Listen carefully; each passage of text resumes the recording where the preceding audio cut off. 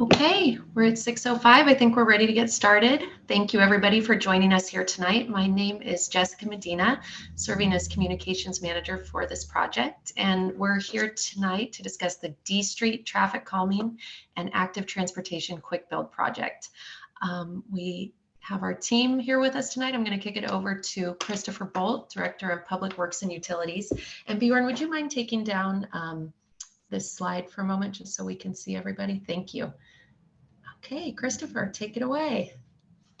Great, thanks, Jessica. I'm Christopher Bolt, Director of Public Works and Utilities for our beautiful community here in Petaluma. I'm here with Gina Benedetti-Petnick, our Assistant Director. Real proud to allow our team to talk with you for the second workshop on this very important project.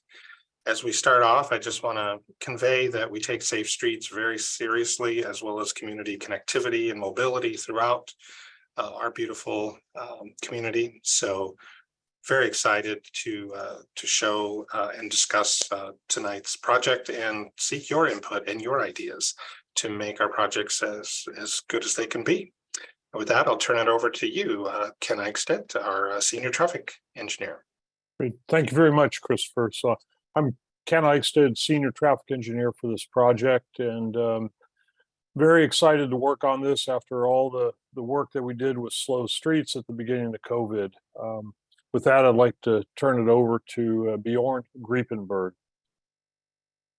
Thanks, Ken. Good to see everyone again. We've got another packed house. I'll be taking you through most of the slides tonight as project manager for this project, but also want to quickly introduce David Parisi is with us. He's principal consultant with Parametrics, and he's lending his expertise on this and several other projects here in Petaluma to make our streets safer for all modes of travel.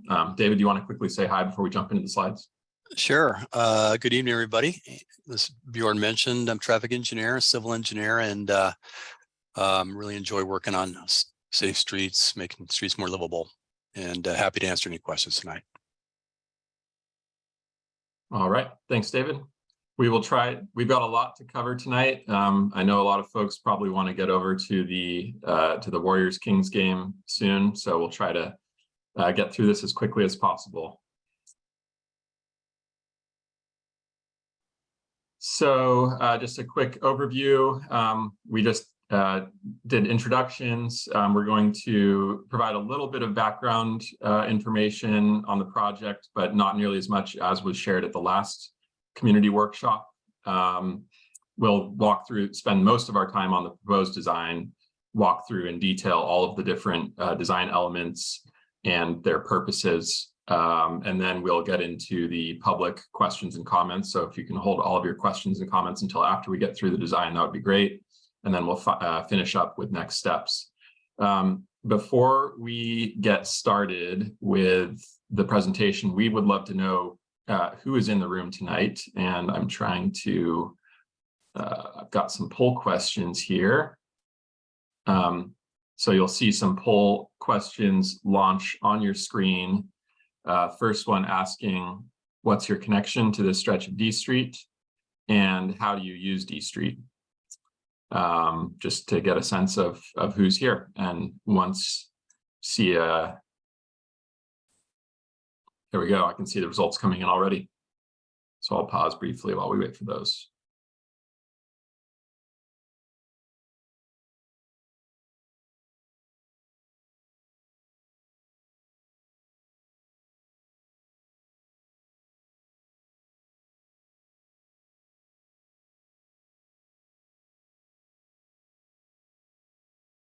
All right, great. We've got 46 of 49 people have responded.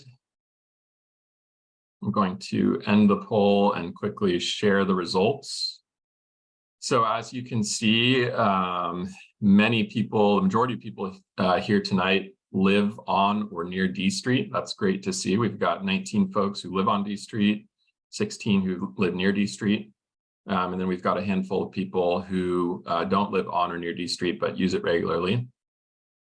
Question number 2, we asked how people use D Street, and similar to our last workshop and our survey results, seems like most of you use D Street in multiple ways. Many of you walk and drive the corridor, and a slightly smaller percentage, but still over half of our attendees bike D Street. So that is great to see. Thank you for sharing a little bit more information with us. Jessica, are you able to grab a screenshot really quickly?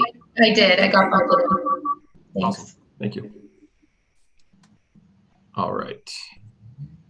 Moving on. So as you all know, we are discussing the 1.2 mile stretch of D Street from Petaluma Boulevard South out to the city limits.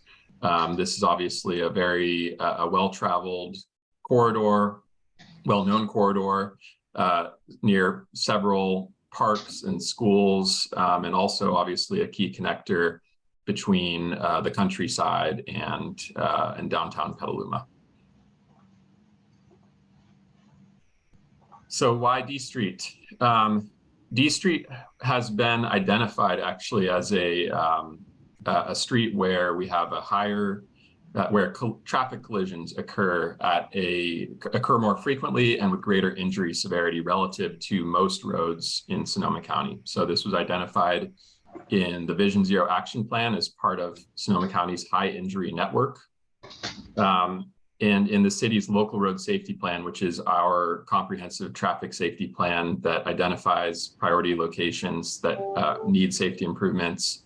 4 intersections on D Street were actually identified as priority intersections. Those are Petaluma Boulevard South, 4th Street, 5th Street, and 6th Street. As I noted before, we have a lot of vehicle, pedestrian, and bicycle activity that was reflected in your responses. Many of you use the corridor several different ways. And we have documented speeding issues south of 6th Street due to the fact that this is a sort of a rural gateway. We have a condition where people entering and exiting town are getting up to speed a little bit faster. You know, when they're leaving town, they're getting up to speed faster than we'd like them to. And when they're entering town, they're speeding into town. So we have a lot of treatments suggested tonight to try to address that. One thing I'll also note, and this was covered extensively in our last workshop, we had, there's sort of a tale of 2 corridors with D Street. So we don't really see speeding issues between Petaluma Boulevard South and 6th Street. That's because there's a lot more traffic congestion at that end. But we do see a lot more collisions at that end. And then as you move out closer to the countryside, we see the speeds go up, but the frequency of collisions actually decreases.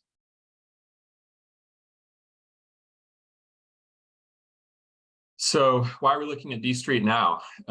We do our best to coordinate utility projects and paving projects. And so we have a sewer and water main replacement project that is set to take place, tentatively scheduled for 2024. And then on the heels of that, we would like to completely reconstruct D Street. As everyone probably well aware, the pavement is in very poor condition. A lot of improvements needed to the pavement. And so backing up a couple of steps from that, this is our opportunity to do what we call a quick build project. I'll touch on that a little bit more in a second, but essentially what we want to do is go through this community engagement and design process, try to figure out the ideal roadway configuration, and then test it out before we would make it permanent through the reconstruction project. We also have the upcoming improvements out at the Windsor Drive, Pinnacle Drive intersection, where Davidoff Homes will be building a roundabout and also closing the sidewalk gap, closing a gap in the sidewalk between that intersection and Sunny Slope as their project moves forward with the Scott Ranch project. So I mentioned quick build. Quick build projects are essentially projects that involve striping, signage, elements that are easy to install, adjust, and remove that don't involve extensive concrete or utility work. So as I mentioned, our goal with these quick build projects is to get something in place and then test it, we can collect data, we can collect feedback, we can make needed adjustments along the way. And then we'll have a lot more, just a lot more information to go off of as we get closer to then making some of these elements permanent again through that reconstruction project that we would like to do following the utility work. So these are those project locations. The red line there you see, that's the limits of our quick build project, as well as the road reconstruction project. So those are Petaluma Boulevard South to city limits. We've got the sewer and water main projects taking place between Petaluma Boulevard South and Elrose Drive and Sunny Slope Avenue. And then we've got the roundabout associated with the Scott Ranch project. And the timing there says to be determined, and that's just because it's very difficult for us to nail down the timing on those public improvements associated with private development projects. But we will definitely keep everyone who's subscribed to project updates for this project posted as we learn more about the timing of those. So we've done some pretty extensive community engagement up to this point to inform what you will see tonight with our proposed design.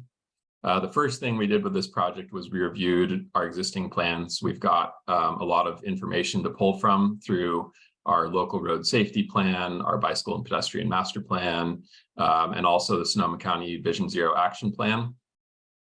We posted on our project webpage, as I'm sure many of you are aware, we've got a place where people can sign up for project updates and also provide comments on the project. So far, we have 136 subscribers and have received 61 comments. For our first community workshop back in October, we published an advertisement in the Argus Courier.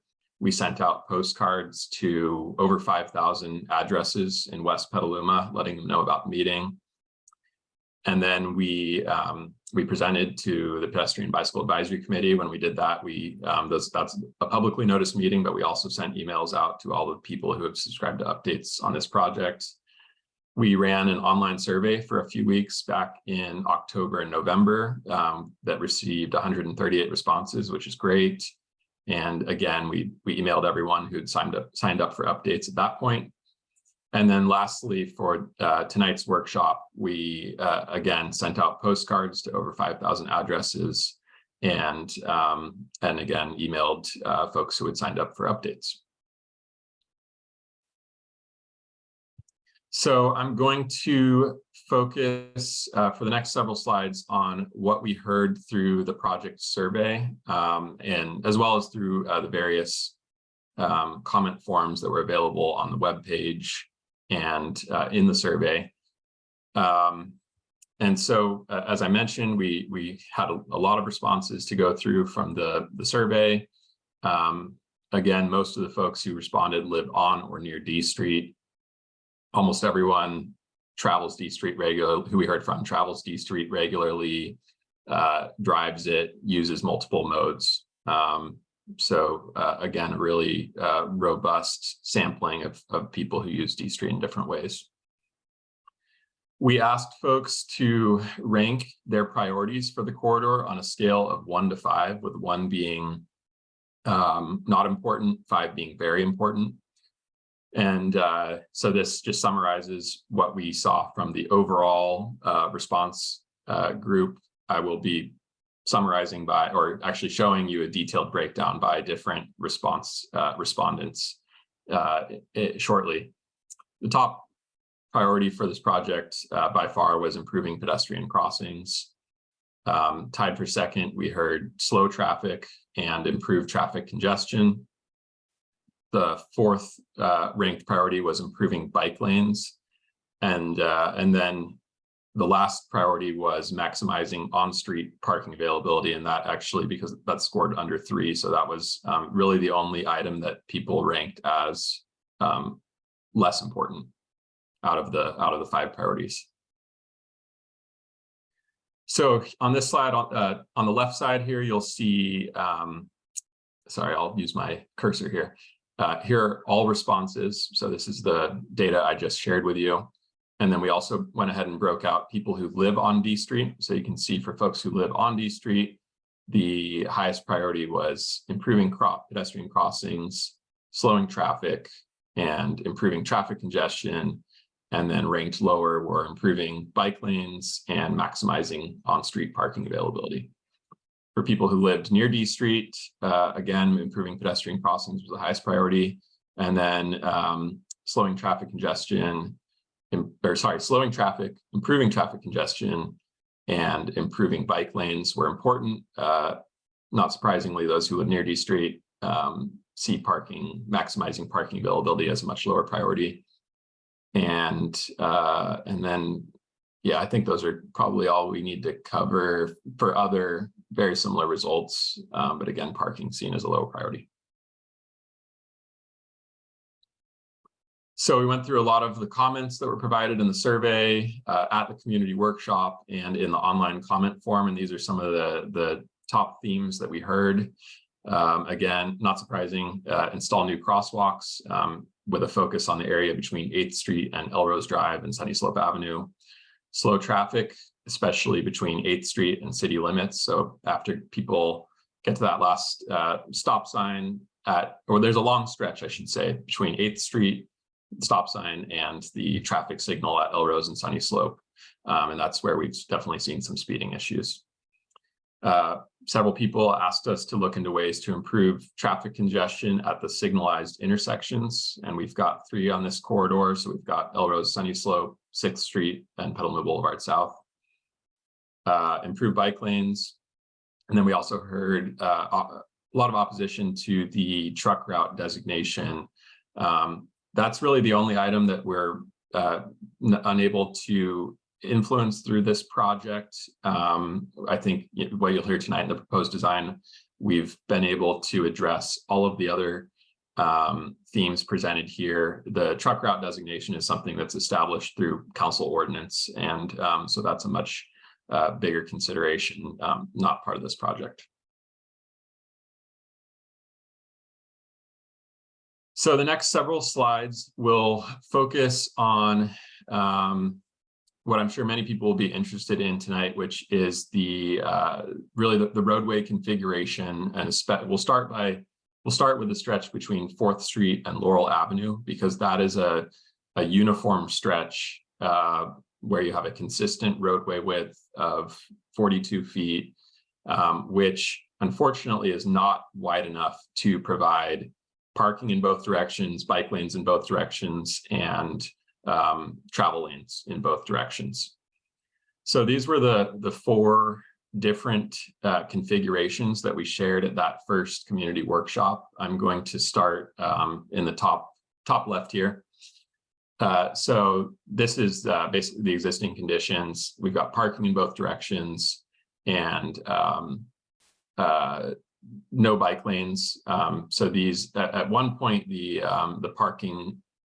combined parking / bike lanes were considered acceptable, but they no longer meet our engineering standards. The second option was providing a bike lane in one direction and parking in both directions, and we didn't specify which direction the bike lane would be in. This is just, again, thinking about the different ways we could use the street width. The third option involves bike lanes in both directions and parking in one direction, and that's essentially our proposed design. And then the fourth involves buffered or protected bike lanes that offer the greatest level of separation and comfort for people biking. But in that case, there's not enough width to provide any parking in either direction.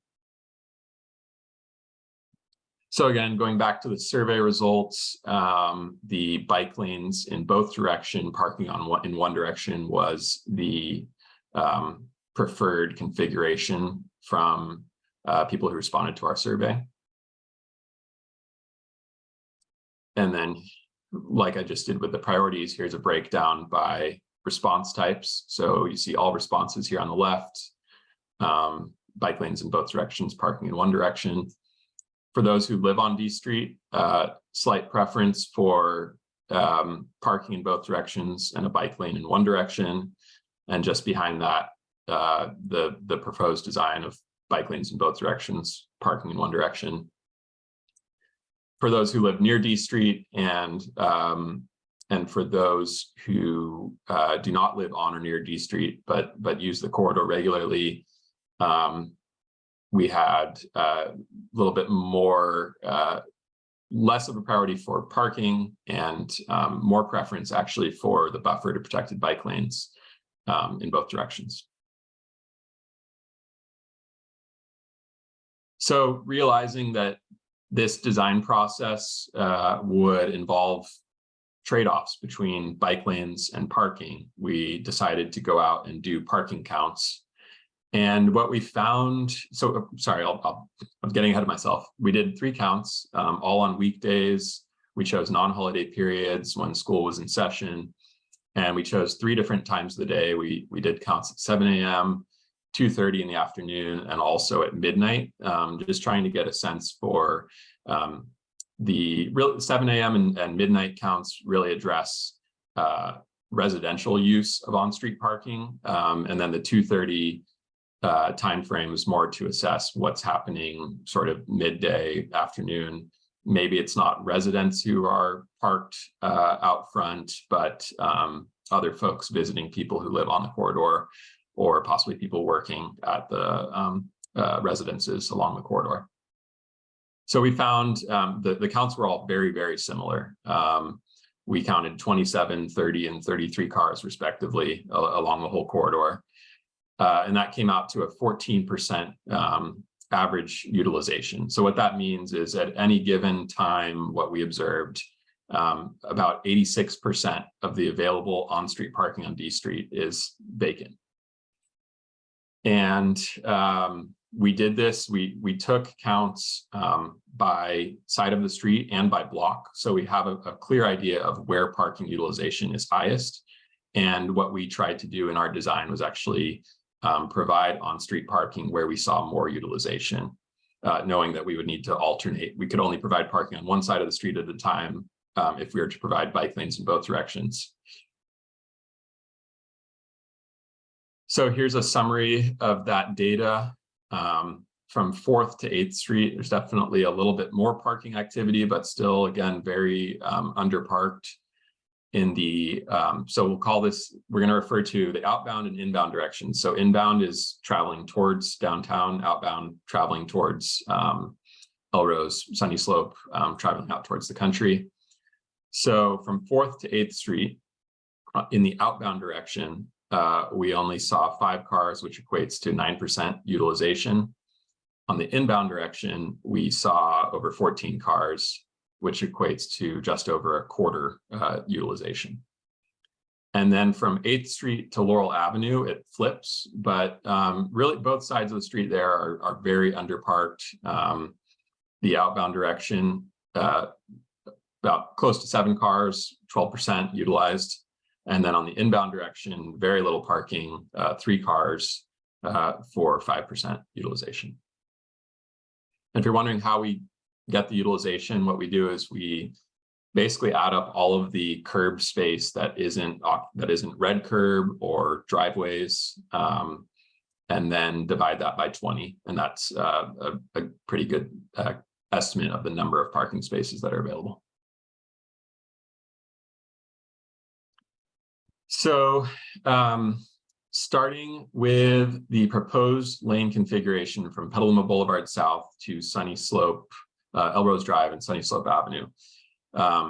We've got 2 different conditions there. We've got sort of the typical condition between 4th Street and Laurel Avenue.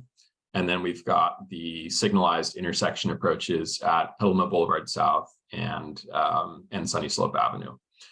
So on the left there, between 4th Street and Laurel Avenue, we're proposing bike lanes in both directions. We've narrowed the travel lanes actually down to they're currently 11 feet, narrowing them to 10.5 feet, and then parking on one side. So again, based on what we observed with our parking counts, parking would be on the inbound side, going into town from 4th Street to 8th Street, and then it would flip over to the other side on the outbound side from 8th Street to Laurel Avenue.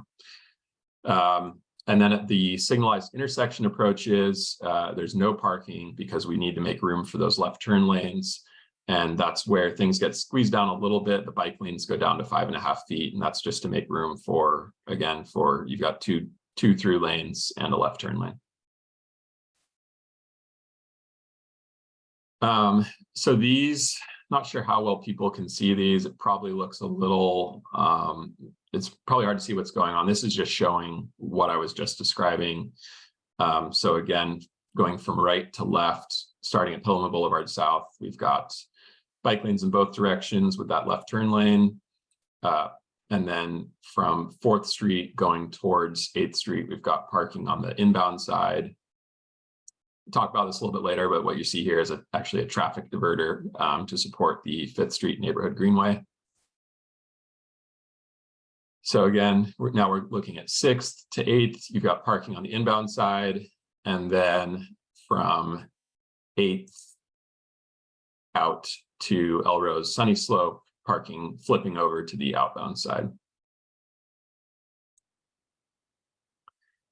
So where things get a lot more complicated is past the Elrose Sunny Slope intersection, heading towards Michelle Lane. And so we've got two different configurations we've drawn up for this stretch. The top one here provides bike lanes in both directions, but eliminates all parking. There currently, I believe there are 4 parking spaces right now in this stretch. We've got about 2 on the inbound side and 2 on the outbound side. And the reason for this, there's a few things going on here.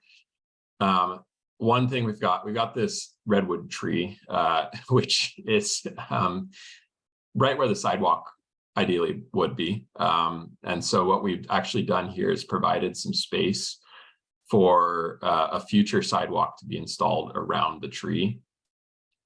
And then we also have a left turn lane to accommodate approaching the intersection. And then we've got some really interesting curb lines where the curb actually juts out, actually fairly close to the tree. So kind of creates a pinch point. And so again, this top configuration, if we want to provide continuous bike lanes in both directions and eventually build a sidewalk around that redwood tree, we would remove all parking on this stretch. The bottom option provides a continuous bike lane in the outbound direction, but on the inbound direction, the bike lane transitions to what's called a shared lane, where people biking are expected to basically take the lane and share the lane with vehicle traffic. And then it actually, after they get around the tree, it transitions back to a bike lane up to the intersection. And in this configuration, we would be able to retain probably 2 to 3 parking spaces on the outbound side only. So no spaces on the inbound side, but maybe 2 to 3 spaces on the inbound side. David, did you want to, or Ken, want to speak to anything on for this slide? No, I think, we'll see if there's any questions on it, but Okay. I think those are good options. Yep. All right, so moving along now, things open up quite a bit past that narrow section as we head towards city limits. So plenty of room here for actually buffered bike lanes going out to Windsor Drive, Pinnacle Drive, and then even more room beyond Windsor Drive going to city limits. And this is a look at the proposed intersection improvements. So we've got, again, bike lanes in both directions. This is very similar to what's out there today. We're just kind of narrowing everything down and adding a little bit more delineation for the different movements. One thing that would be new is a split in the bike lane. So the bike lane would, for through people biking towards Point Reyes. They sort of continue out here, and it's actually there's a section where people turning right onto Windsor Drive would have to basically merge across, yield to people biking, and merge across to make that right turn. There's also the option of a more protected right turn for people biking onto Windsor Drive. So that's your decision point if you're biking in the outbound direction. We've also got some painted quick build bulb outs that would have some delineators, and the purpose of these is to basically slow down the turning movements entering and exiting Victoria, and it also provides sort of protects and channelizes those bike movements for anyone who is biking into or out of Victoria. And again, and we've got some more slides to describe some other design elements at this intersection. So that now I'm going to transition from the lane configurations, talking about the bike lanes, travel lanes, parking lanes, and talk a little bit more about some of the specific spot improvements that would help improve safety and slow traffic.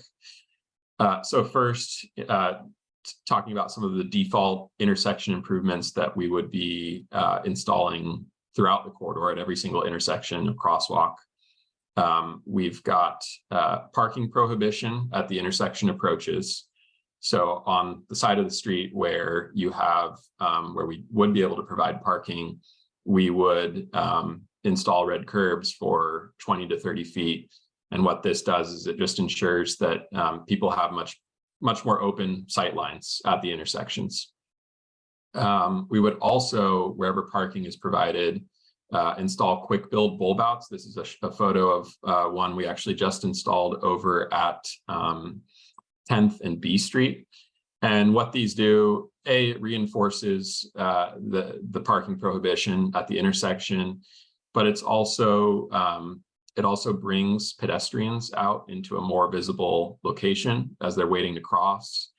And it slows turning movements, it shortens the pedestrian crossing distance. So there are a lot of benefits to these. And so we are, again, just planning to add these everywhere where we have an intersection or crosswalk on the side of the street that has parking. And install them on the side without parking, because then they would be blocking the bike lane. We are proposing 2 new crosswalks at the most requested locations. So a lot of folks asked us to look at both 10th Street and 12th Street and Laurel Avenue for new crosswalks. And we are very excited to move these forward. These are, this is a stretch that's currently over 1,700 feet between 8th Street and Elrose Sunny Slope, where you don't have any crosswalks or really anything else to slow vehicle traffic. And so this will definitely improve pedestrian connectivity and should make drivers much more alert as they're driving through that pretty what's currently a very long open stretch. These are great connections. Both of them provide connectivity over towards Petaluma High School. 10th Street is sort of a mid-block condition because there's no 10th Street dead ends into D Street. But with 12th Street, that's an exciting one because that if you combine 12th Street with Laurel Avenue, you get connectivity between McNear Park and the high school area. We've also got a proposed traffic diverter at 5th Street in support of the 5th Street Neighborhood Greenway. And what this would do is it would prohibit drivers from crossing D Street at 5th, would also prohibit them from making lefts from D onto 5th and lefts off of 5th onto D. So for cross traffic now, anyone who is approaching this D Street on 5th, unless they're walking or biking, they will have to take a right turn onto D Street. And this is beneficial for several reasons. We've had a lot of collisions at this intersection related to people trying to cross the intersection on foot, and also people driving across the intersection or turning left onto or off of D. It's an area where we really want to send those vehicles that are currently making those movements to the signals, where it's much, much safer for them to do that. So in this case, that's up to 6th Street or down to Petaluma Boulevard South. And at the last workshop, we looked very closely at all the different potential diversion impacts. That is something that we will study very closely, but based on our counts and what we've observed, and also just sort of knowing how these work, especially in a neighborhood that has such good street connectivity as this neighborhood does with a grid, we really don't think there will be any diversion impacts on the surrounding streets. It should not be noticeable. And I did not mention a key component of this is that it provides a refuge area for people crossing both on foot and bike as they're crossing D Street. We've got 3 proposed speed feedback signs, 2 in the inbound direction, one approaching Windsor Drive, another approaching 12th Street, and then one in the outbound direction somewhere in the approaching 10th Street. And these just pretty straightforward. They bring drivers' attention to their current speed relative to the posted speed limit. We've also got speed reduction markings in 2 locations, both inbound, approaching the Windsor Drive intersection, and then again, basically just past the bend going down the hill towards the Elrose Sunny Slope intersection. We just recently installed these out on I Street, and they're basically, they're just these little notches, these white notches that you see here. They are progressively, the spacing between them is progressively reduced to basically give drivers the impression that their speed is increasing, make them a little bit more aware of their speed. And this is something that we worked with David's team on to install out on I Street. So we do have a few items that we have not yet resolved, or maybe that we have to sort of defer to the pavement, to the road reconstruction project. In the first workshop, we talked a lot about median refuge islands at what we'll call the uncontrolled crosswalks. So those are crosswalks where you don't have a stop sign or traffic signal. So those are 7th Street, and then the new proposed crosswalks, 10th Street and 12th Street. We are not sure of there are some trade-offs associated with those median refuge islands. Number one, we would have to remove an additional 4 to 6 parking spaces wherever we install them. And 2, they do pinch people biking a little bit closer to the gutter, which is challenging on D Street because we have some pretty significant stormwater culverts at many intersections that create a hazard for people biking if the bike lane if we don't have enough width there. So we're sort of weighing the trade-offs associated with those versus just providing bulb outs, and which is, I think, probably a preferred condition. We've also got a lot of concerns about the pavement condition south of Elrose Drive and Sunny Slope Avenue and its ability to actually handle new striping. And so we just need to think very carefully about what we can and should do out on that stretch, and really carefully consider opportunities to coordinate with the Davidon improvements at the Windsor Drive roundabout. So just a lot to sort of up in the air on that stretch. And then with the road reconstruction project, we, for the same reason I noted above previously with the stormwater culverts, we don't have enough room to accommodate left turn lanes at the 6th Street intersection. What that would do is it would squeeze the bike lanes into that gutter pan where we have, again, the stormwater culvert. We did get a request in the last workshop or leading up to the last workshop to consider a new crosswalk at Michelle Lane. And that's a very, again, very challenging area given the different conditions out there with the tree, the change in the curb line. And it's also, given that it's on a downhill stretch, there's not much pedestrian activity out that way, something that we feel more comfortable waiting until more improvements are in place out on that stretch before considering a new crosswalk there. And then we also would look at potentially additional traffic restrictions at the 4th Street intersection, which, like 5th Street, has had a high rate of collisions associated with people trying to cross or turn left out of 4th Street onto D. So we could explore some additional turn restrictions there, similar to what we've done at 5th Street, but we want to see how 5th Street performs first. So our next steps following tonight: finalize the quick build design, solicit bids, and award a contract to construct this project, this quick build project, this summer. And we tentatively plan to package this with the 5th Street Neighborhood Greenway. And as I mentioned, following installation, we would collect a lot of data, parking data, speed data, collision data, and also collect your feedback, find out what's working, what's not working, and we can make adjustments. And we'll also just have that much more data to inform the design of the much longer term improvements that would be delivered through the road reconstruction project.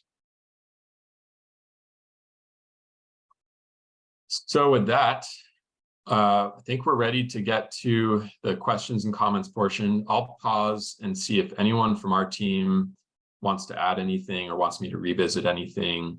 And if not, I will pass it to Jessica to go over the comment process.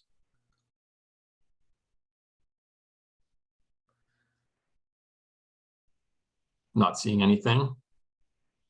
All right, Jessica, it's all yours. Thanks. Thanks, Bjorn. All right, we have a lot of hands raised here.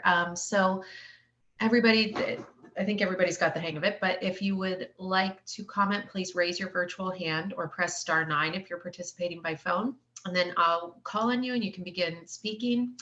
We, of course, encourage you to be respectful. We're not putting, I don't know if you've been to public meetings before where you've seen a timer put on each speaker. We're not going to do that, but we just ask in the interest of time and, you know, respecting everybody's evenings that you try and keep it to under 2 to 3 minutes. And I will start with the first one. So Karen P. I am allowing you to speak. So can you hear me? Yes. Okay, this is actually John Perlis using Karen's account on Zoom, as it turns out. At 419 D Street. And I have a couple of comments. The first and probably most important is that once bike lanes are in place, I suggest the sidewalks be made off limits to bicycles. So as not to increase signage, I suggest the pictograph stencils on the sidewalks near each corner with a circle with the slash through the bicycle would be enough for people to get the general idea. And some people who ride on the sidewalks might not be able to read English, as my observation. The second is, I hope there will be direction markers in the bike lanes so we don't get bikes riding in both directions. And a couple of practical considerations. The first is that where will trash barrels be placed on the side of the street that won't have parking anymore? It seems to me that we have to put our trash barrels out to the curb, but that'll put them in the bike lanes. And how will delivery and tradespeople's truck access properties where parking have been removed if they're mid-block, especially if you have people coming out unloading material and so forth to have construction or landscaping work on your property? How will that be handled on the side of the street with no longer have parking? And that concludes my comments. Okay, thank you, John. Bjorn, would you like to respond? Sure. Yes, thanks for your questions and comments. So as for prohibiting biking on sidewalks, that's something that is done through a local ordinance. It's actually a common misconception. A lot of people think biking on sidewalks is illegal in California. It's actually not. It's only when done in specified areas through local ordinance. Our current ordinance prohibits biking on sidewalks in the downtown area only. And with bike lanes and people biking on sidewalks, a lot of that has to do with their level of comfort. And so where people are biking on sidewalks, that's generally a sign that they're not totally comfortable using whatever facility is on the street. And our goal with this project is obviously to improve that comfort level so that people will feel more comfortable riding out in the bike lanes. For garbage pickup, that's something that can be done either in the what's called the planting strip or the furniture zone of the sidewalk.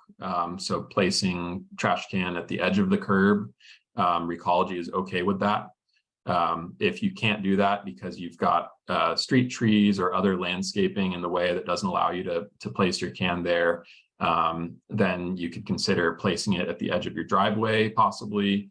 And then as a last resort would be putting it in the gutter pan within the bike lane. But we provided 6.5-foot bike lanes here, which should be enough width for a can to be placed sort of in the gutter and still allowing some space for people on bikes to navigate around without having to go out into the vehicle lane.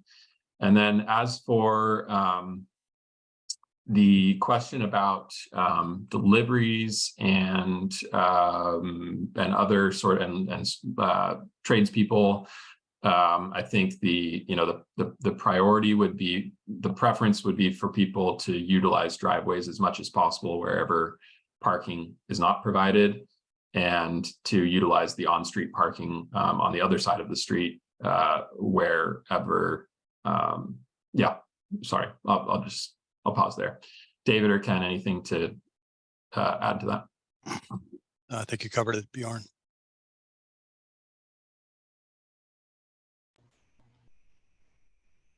Okay, great. Thank you, John. And on to the next one. I have Pepper Fernandez. Pepper, you should be able to talk now. All right. So very first of all, I want to say thank you. There's a lot of this stuff that we've been really wanting for a really long time. So thank you very much. I'm super excited about a lot of it, especially the crosswalks.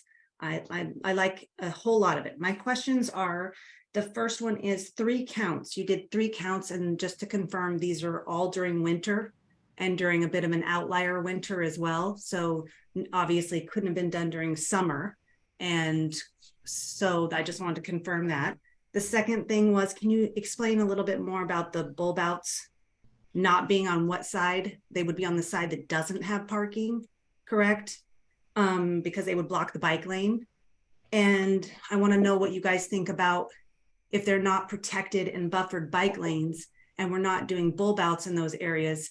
It feels like there's not going to be hardly anything that's reducing the visibility of it, that's visually narrowing the streets.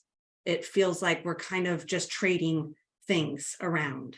The second thing is the speed feedback signs. I had heard, we had asked for those a few times on D Street, and spoke with the police department, and they indicated that those speed feedback signs don't have any data that is retrievable for you guys or for the police. So those are just kind of visual treatments for the driver. Wanted to confirm that.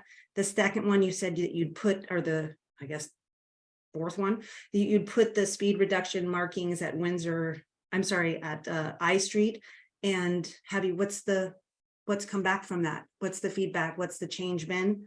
And last and not least, if the next step, say, to finalize the quick build design, what if people don't like the quick build design today? What happens with the next steps then? Thanks, Pepper. And thanks for all of your involvement throughout this project and to get the project initiated. I'm going to try to get all of your questions, but please help me out if I miss any. So the bulb outs would be provided on the same side of the street as parking. Basically, what they do is they take the place of on-street parking at the intersections and crosswalks. As for, sort of visually narrowing the street, so we are reducing the travel lanes down from 11 to 10.5 feet. Those bulb outs do have a narrowing effect at the intersections and crosswalks. We are also, I think, because the parking is moving from one side to the other, you're getting a slight meander effect where people are, they're not looking down the street and seeing sort of a uniform configuration. And I'm trying to, speed feedback signs. Ken, do you happen to know with the speed feedback signs and I'll let you take the feedback signs and the speed reduction markings. Yeah, so thank you for the questions, Pepper. And the speed feedback signs, I just got the call today. They were dropped off. I've got other locations, so we've got 6 of them that we're going to be installing them. I've got to check with the contract, but those we expect to, be in place shortly. We need to go proof the locations and make sure we've got good locations. But we've got tentative 3 locations for D Street. So, and they do collect data. So the ones, the speed radar trailers that the police have that they put out there, those do not collect the data, but the new ones do, and that's definitely an advantage with those, so we can get real data. With regard to the speed gradation markings that we have on I Street, I don't have current data because that work was just completed in the last month, but it does what we're trying to affect on D Street is just give a visual narrowing. So many of the streets in Petaluma are, I call them runways. They just seem like you're at the airport. There's not a lot of context. So I've heard back from the neighbors out there, the neighborhood group, and they really like it. So, but we'll be collecting data on that. So thank you for those questions. Hey, Cool. Ken and Bjorn, Pepper asked one more question about the parking data collection. When it was taken, right. So there was 3 data collection periods. Again, as Bjorn said, both sides of the street, each block. The morning and afternoon data collection, both done on nice clear days. And then those were done in the late fall. And then we came back in the winter. It's true, but it was also a great day. And but we did that at midnight because we wanted to see, oh my gosh, we want to make sure we also, that could be the highest parking demand period. So that was, we came back and did that. So again, three counts, good weather, good days. There you go. I think that was it. And there was one question about what we would do if people didn't like the design. So we're here tonight to get feedback on this proposed design. Again, the proposed design is really the best we could do given the feedback. We took our best stab at based on everything we've heard through the first workshop, the survey. We've gotten a lot of input up to this point, including from people who live on D Street. And again, it is a quick build project, so there is flexibility here. If people do not like the design after it's implemented and we want to make changes, we definitely can. But tonight is a great opportunity, and in the coming days and weeks for people to let us know what they think about this proposed design. Okay, thank you.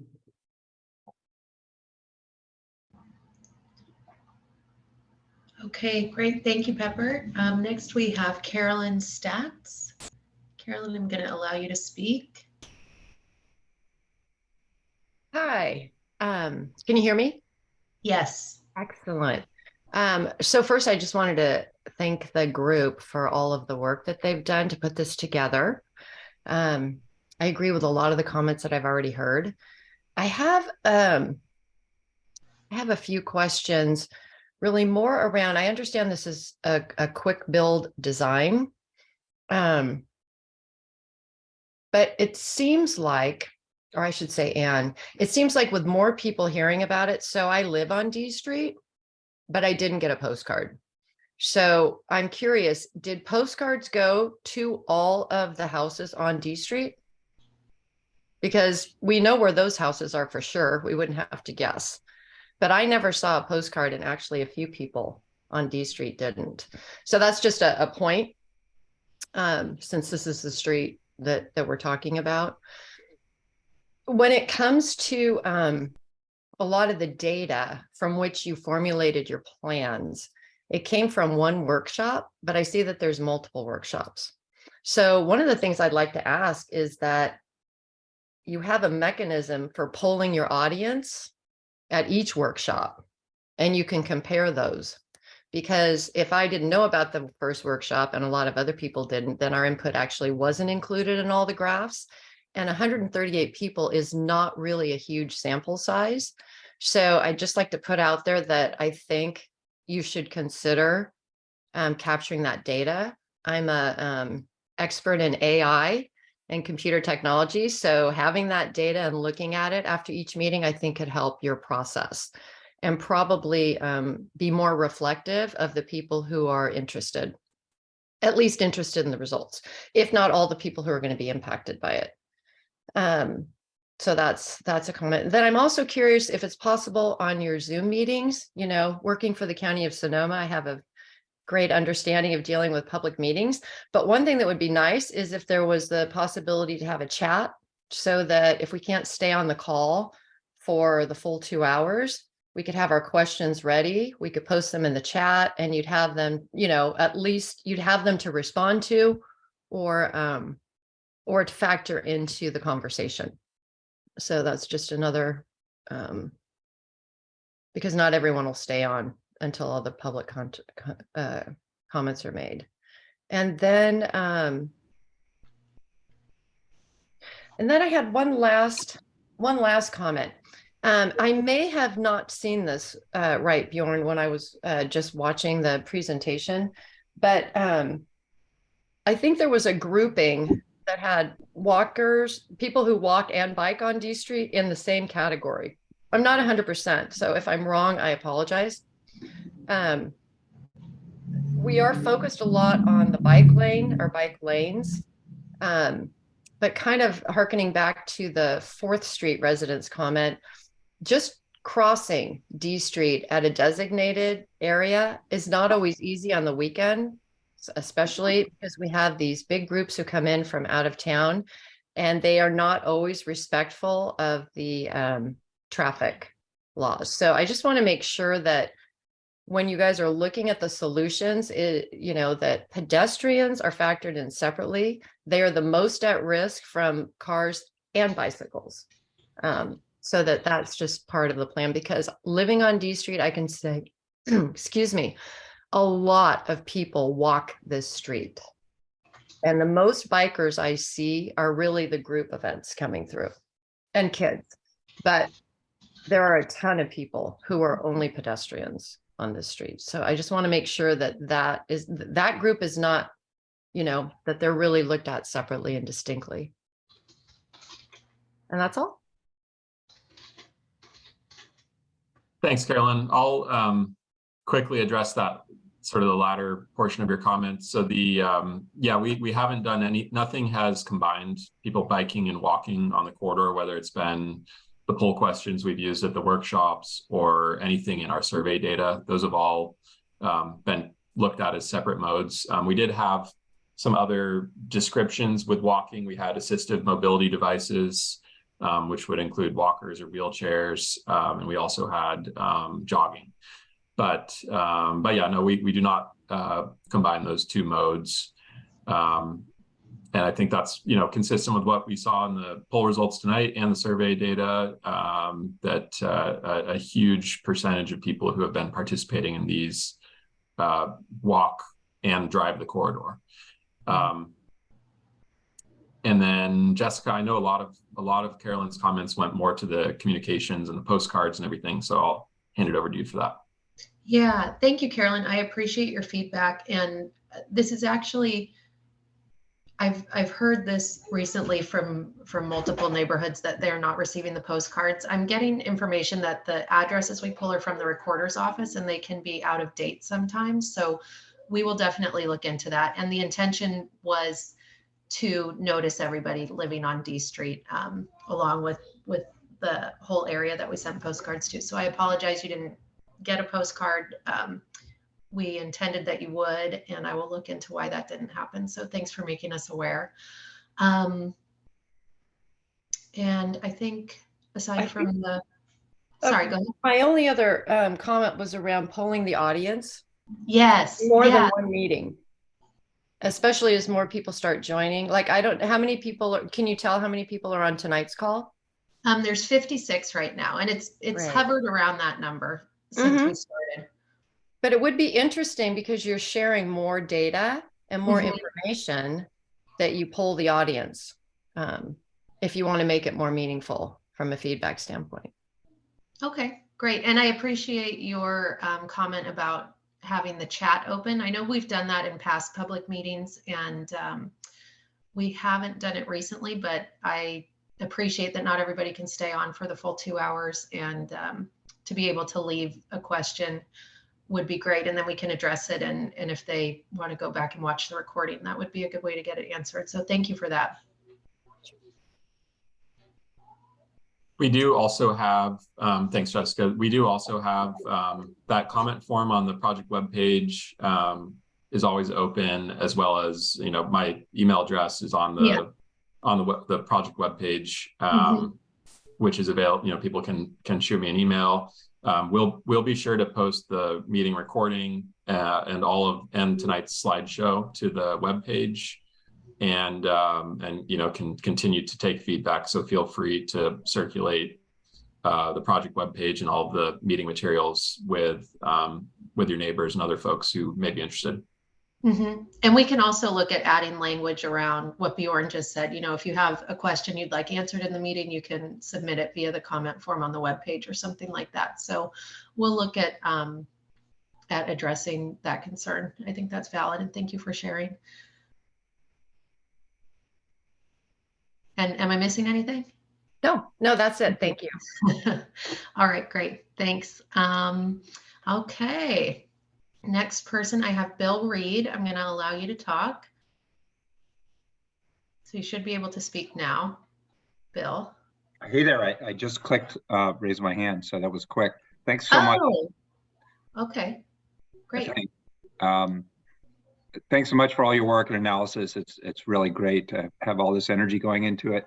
And my question is really around, seems like the priorities for the street are really around speeding cars, pedestrians, and crosswalks and that sort of thing. And my question is, are the bike lanes, they're great for bikes, and I'm a biker and I live on D Street, but do the bike lanes really just create this runway for more cars to go faster, or is there any kind of data or indication that says this will actually also help slow down the cars versus just give them more room to speed?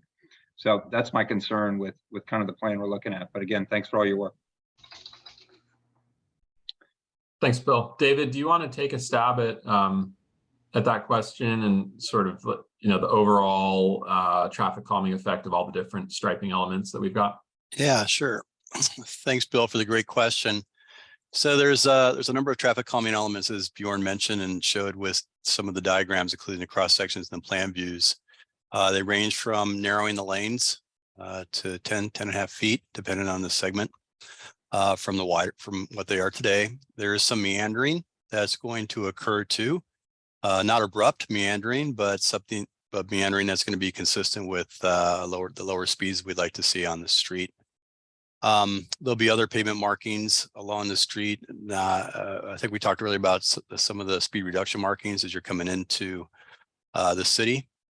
We'll be looking at stenciling or some of the new uncontrolled crosswalks, and there'll be some limited signing as well. We're not going to go crazy. It's a quick build project, but all these elements together, taken together, will certainly help reduce speeds. And then Bjorn, I think you did show the reverter also, and some of those kind of treatments that will also, help reduce speeds. It's been proven that these elements can reduce speeds, average speeds, anywhere from 2 to 5 miles an hour, and we will monitor it. We want to understand the before and after results. Yeah, maybe I wasn't clear. I get all of those things, and I think they're great, and I appreciate. They all make sense to me. The question is, if you get rid of parking and you add a bike lane, without barriers, that seems like a recipe for people to have more room to speed. So if you're narrowing the lane, but you're adding a bike lane, in a way, you're just widening the lane. This is a unique case though, because the parking lane that's out there today is about 10 feet wide instead of 7.5 or 8 feet. So there's a wider space that drivers already see today, right? The cars are not right against the traffic lane. So we don't anticipate the speeds would increase with the introduction of the bike lanes. Also, those stripes from the bike lane stripes, Bjorn, there'll be 6-inch wide stripes, correct? Right. So there'll be something substantial, which is also consistent with the new standards. But Bill, we'll be analyzing this for any of these quick build projects. We want to understand the before and after speeds, and if there's some unintended consequences, try to correct those. Great, thank you. Mm-hmm. It's a good question. Okay, thank you, Bill. Next, we have Michael Dayton. Michael, I'm going to allow you to speak. Thank you. Can you hear me? Yes. First, appreciate all the hard work and analysis you guys have done to date. I'm a D Street resident, live at 635 D, between 6th and 7th. And I was a survey respondent. I did not attend the first meeting you guys held. I will now go back and review the material from that. One concern I have as a resident between 6th and 7th is the traffic speed between 6th and 8th Street. And you all address many of the issues between 8th and Elrose / Sunny Slope and beyond, and that long gap, which I think is great. We have some friends that live up there. We know there are issues with speeding up there, very much so. But to date, I have not seen any comments or concern over what happens between 6th and 8th, which is a long gap. It's 6th to 7th Street is a very long block. And you often get very excited drivers that do want to get out of town, and they rev it up and they jam between 6th and 8th. Not only is it a noise nuisance, but I'm severely visually impaired. I don't have the privilege of driving. I don't own a driver's license or have the privilege of having one. I walk with a blind cane. Maybe some of you have seen me. I'm a short, kind of portly guy. And it's pretty dangerous out there. It's crossing D Street for me, visually, visual impairment aside, is kind of hairy between 6th and for me 7th. The crosswalk at 7th is long, it's angled, and at present it's got a, because it's angled, it's longer than the actual distance across the street. It's under big, large trees, so it's in the shade. Even in a bright sunny day, it's mostly shaded. And I, as a visually impaired person, will also speak, I would imagine, for anyone with a walker or a wheelchair, or anyone else that doesn't have great mobility. I stay pretty much on the curb when I want to get across the street, because I don't want to put myself at more risk by stepping out into the crosswalk. And sometimes I sit there for a very long time because people just don't see me because it's too wide. And then, I feel like I've got to kind of hustle across because it's a very long distance. So one, I am concerned about the speed between 6th and 7th, or I'm sorry, 6th and 8th, but also the lack of any crosswalk, upgrading, if you will. And I know down in town on East Washington by the Golden Eagle Shopping Center over to the, across East Washington, there is a middle of the block crosswalk with the flashing lights and one of those islands in the middle. I forget what you guys refer to them as, a respite, if you will, in the middle, that I think, with handrails and bars. And so if you get stuck in the middle, you feel sort of safe. I would love, and I don't just mean for me, but I mean, I think between 6th and 8th on D, one, we need to slow the traffic down, and two, do something to ease folks getting across D Street, other than the angled crosswalk at 7th. That's my primary concern. But I also really do believe in everything you guys are doing between 8th and beyond. So I don't want it to be one or the other. And I think my area is more important than the other parts of D Street. I don't, but I do feel like it's actually been neglected thus far in what you guys have presented as options and mitigations. Thank you. Michael. Yeah, Michael, thank you so much for the comments. It's invaluable to hear your perspective. We did with the 7th Street crosswalk, we were originally looking at a median refuge island, which you described. It does require a little bit of additional parking removal, but it's definitely something that is very much open to consideration. Under the current proposed design, we have a curb extension or a bulb out on the I'll call it on the inbound side of the street. So that's where parking is provided along this stretch. And so that would shorten the crossing distance a little bit. It would, give you a place to wait sort of out into the street without being exposed to vehicular traffic. We definitely, as part of the reconstruction project, could look at potentially squaring that crosswalk up and taking the angle out. I do realize that it is a pretty funky crosswalk, but I'll stop there and I'll pass it over to Ken or David if you have any additional thoughts you want to share. Yeah, I'll just start here before David. Thank you very much, Michael, for your observations. They're invaluable in doing this work. I will say that the bulb outs, we're shortening the crossing distance. So the benefit to the pedestrian, to you, is that you have less distance that you're actually going through on the travel lane.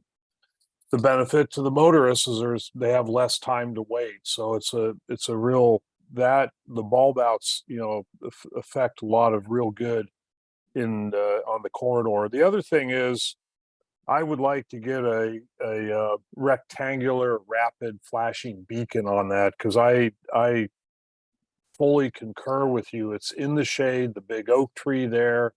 I drive this corridor a lot and I see that. So that's definitely something, certainly with the final installation, we may not get it in right at the front end, but I definitely hear you loud and clear. And, I think looking at a pedestrian refuge is an important part of that construct there. So thank you for your thoughts and opinions on that. So, David. Yeah. Hey, I'll just one last thing. These bulb outs that Kenny and Bjorn are talking about, not only do they shorten the distance, but they increase visibility for the motorist approaching the pedestrian and vice versa. But you're right about the speeds here.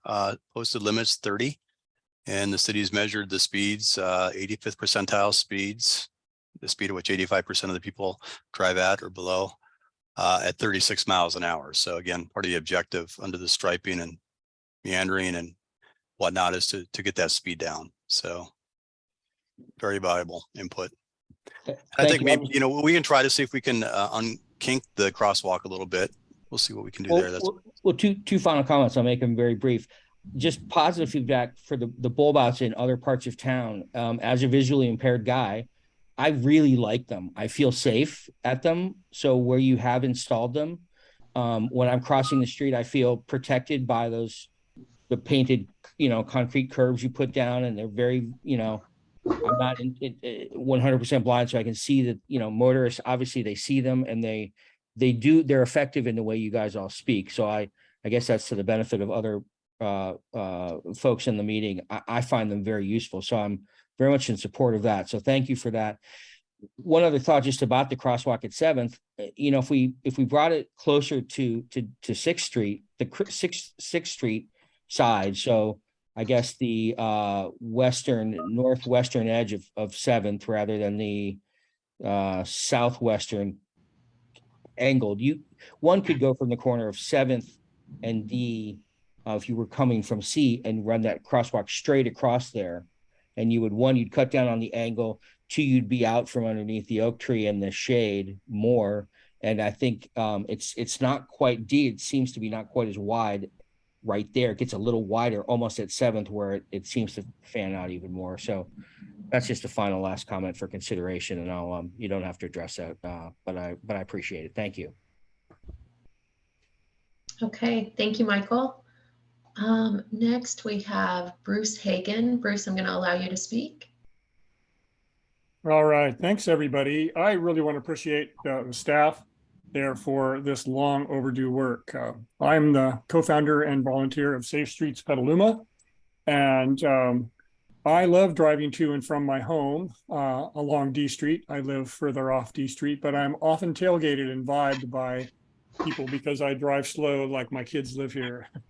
And I avoid it on my bike, and I would never ride there with my grandkids. Little background, when the city council approved the Scott Ranch project, which unmitigated would increase D Street traffic, I saw D Street as a chance to actually reduce traffic volume and speed and improve life for D Street residents. We'll do this by, among other things, building barrier protected bike lanes both ways, all the way from the boulevard to Putnam Park. And I'll come back to that barrier protected, but I'd been talking with the McNear Landing Park people about their park expansions, and it occurred to me then we were launching 2 major West Side Park expansions, but I wondered how accessible they would be to people on the east side for whom driving is not a viable option, whether it's financial or they don't want to cause global warming, and the people who are historically underserved by public facilities. So how do we bridge this gap? How do we knit the city together? And I decided to take a bike ride. I started off at the playing fields beyond the airport. Now I rode all the way out to the Red Barn, lots of apartments and lower income housing along the way. But I was surprised by how much of this route is already supported by family-friendly biking facilities, including the pedestrian overpass on 101. By the way, we're calling this the Park to Park Crosstown Bikeway, and consider this a high priority goal. In summary, I would say that more than any other street in town, West D Street is a community asset, and that we can make it more accessible to all Petaluma residents in ways that will make D Street better for the people who live there and for the people who drive along there. Nobody likes to go on a road where you don't know what pedestrians or bicyclists are going to do, or a deer might pop out in front of you and you hit it going 35 miles an hour. So making it accessible to all Petaluma residents in ways that will make D Street better for all the people who live there. I walked and rode the entire length of the project many times, and there appears to be a generous supply of off-street parking. And I think there are ways to be creative about meeting any urgent short-term on-street parking requirements for the neighbors. And this doesn't have to get built tomorrow. The one thing that I want to recommend above all, I love this proposal. I want to see those bike lanes all the way, unbarriered bike lanes. If it's just paint, if it's just a foot or 2 feet of open asphalt, are not as effective. I was up in the Presidio today, and they had a really wonderful little strip of, you guys have probably seen them. They're like 4-inch high by 6-inch wide bumps in that 2-foot strip. And cars hit those and they immediately know they're where they're not supposed to be. So we can explore the different possibilities. I would like to see, first of all, make those car lanes as narrow as the law allows, period. We should be doing this everywhere. But I'd also like to see within the next couple of weeks or month, before any of this quick build work starts, we should conduct a trial pop-up demonstration of barrier protected bike lanes using a variety of barriers so you can see what they look like. Does this make the street look nice? Does it make it look horrible? Is it effective? Can we afford it? And all of that stuff. And I think we had to do this in conjunction with an event like Bike to School or Cyclovia, where instead of directing people from downtown along the Lynch Creek Trail, we can direct them on this park to park crosstown bikeway, and they can see what it's like to ride there with barrier protected bike lanes. So that's it. Thank you very much. Look forward to continuing the good work with y'all. Sorry, I was muted. Thank you, Bruce. Right to you. Yeah, I'll quickly respond. Thanks, Bruce. Did get several emails the last couple of days calling for buffered or protected bike lanes, and definitely I'm hearing from people that that is something they'd love to have on this corridor. You know, we're really at this point trying to find a balance between all the different needs that this corridor serves. That being said, we've taken the travel lanes down as narrow as we feel we can, given all of the truck volume on the street. So that was sort of based on some recent draft guidance. We've heard from Caltrans that they're starting to look at 10.5-foot wide lanes as an acceptable width for busier streets, including freight routes, which is a big departure from their previous guidance. And we've definitely we've been ahead of the curve as far as embracing narrower lane widths here in Petaluma. So we're definitely trying to maximize as much room as possible with for the bike lanes. The biggest challenge on this corridor for protected bike lanes is those stormwater culverts. Those are pinching us down about 3 to 4 feet at every intersection that we don't have available to squeeze any additional width out of the street. So potentially with the reconstruction project, we could look at some other configurations that might allow for protected bike lanes if and when we can get rid of those culverts. Sounds good. Thanks. Great, thank you. I'm sorry if you're hearing background noise on my thing. Okay, next we have Terry. Terry, I'm going to allow you to speak.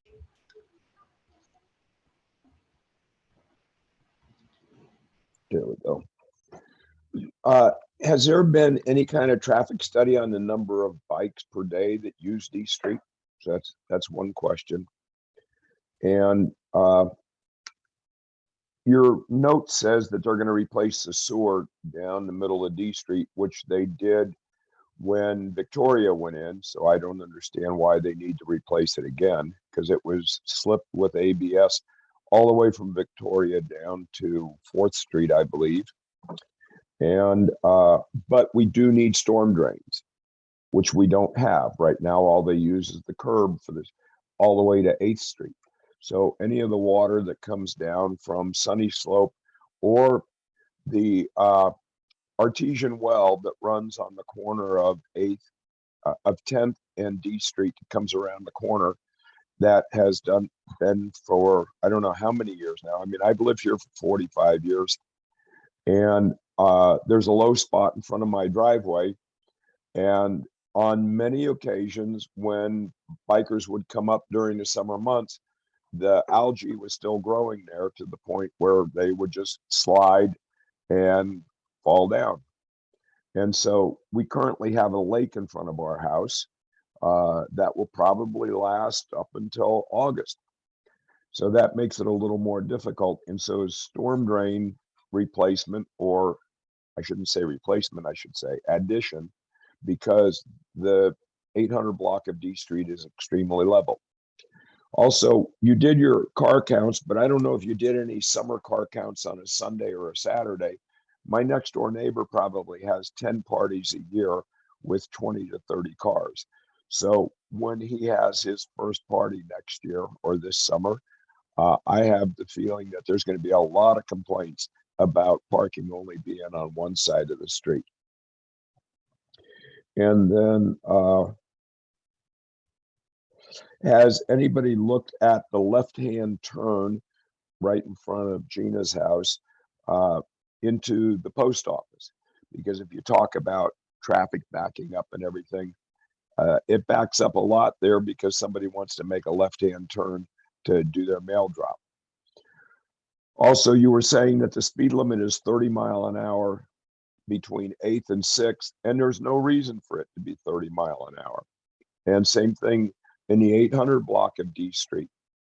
You know, somebody said that there's traffic, pedestrian traffic on D Street. I doubt that there's one day a month that I come home at any time in the day to back into my driveway, and I always have to wait for a pedestrian. There is that much pedestrian traffic.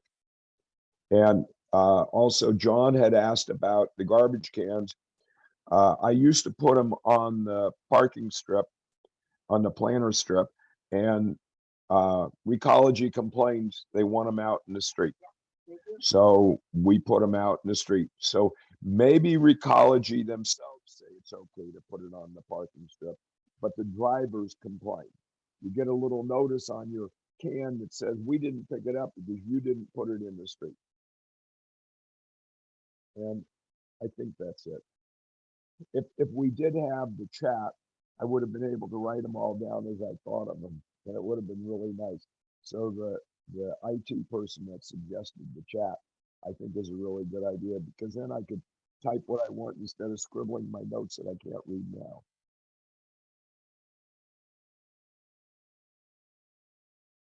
Thanks, Terry, for all of your questions and comments. Your audio did start trailing a little bit there at the end, but please let us know if we miss anything. So I know you, one of the things on my list was the parking. So we did look at the absolute peak conditions that we observed across the 3 counts for every single block and side of the street. Sorry if you're hearing any crying in the background. It's bath time over here. And so based on what we saw with the counts, moving parking, if you moved all the parking from both sides of the street to one side of the street, we still expect peak usage would be around 40% utilization. Again, that's for the whole corridor. So there, there may be some more concentrated pockets where you see higher utilization, but throughout the whole corridor, 40% utilization is still very low, and I think allows a lot of room for people to potentially hold those weekend gatherings. And then I know, Ken, there was a lot about stormwater and also about the sewer project. Ken, do you want to tackle that? Yeah, I do. Thank you very much, Terry, for that background. We have a really good utility team, but I'm going to send them a note on your comments.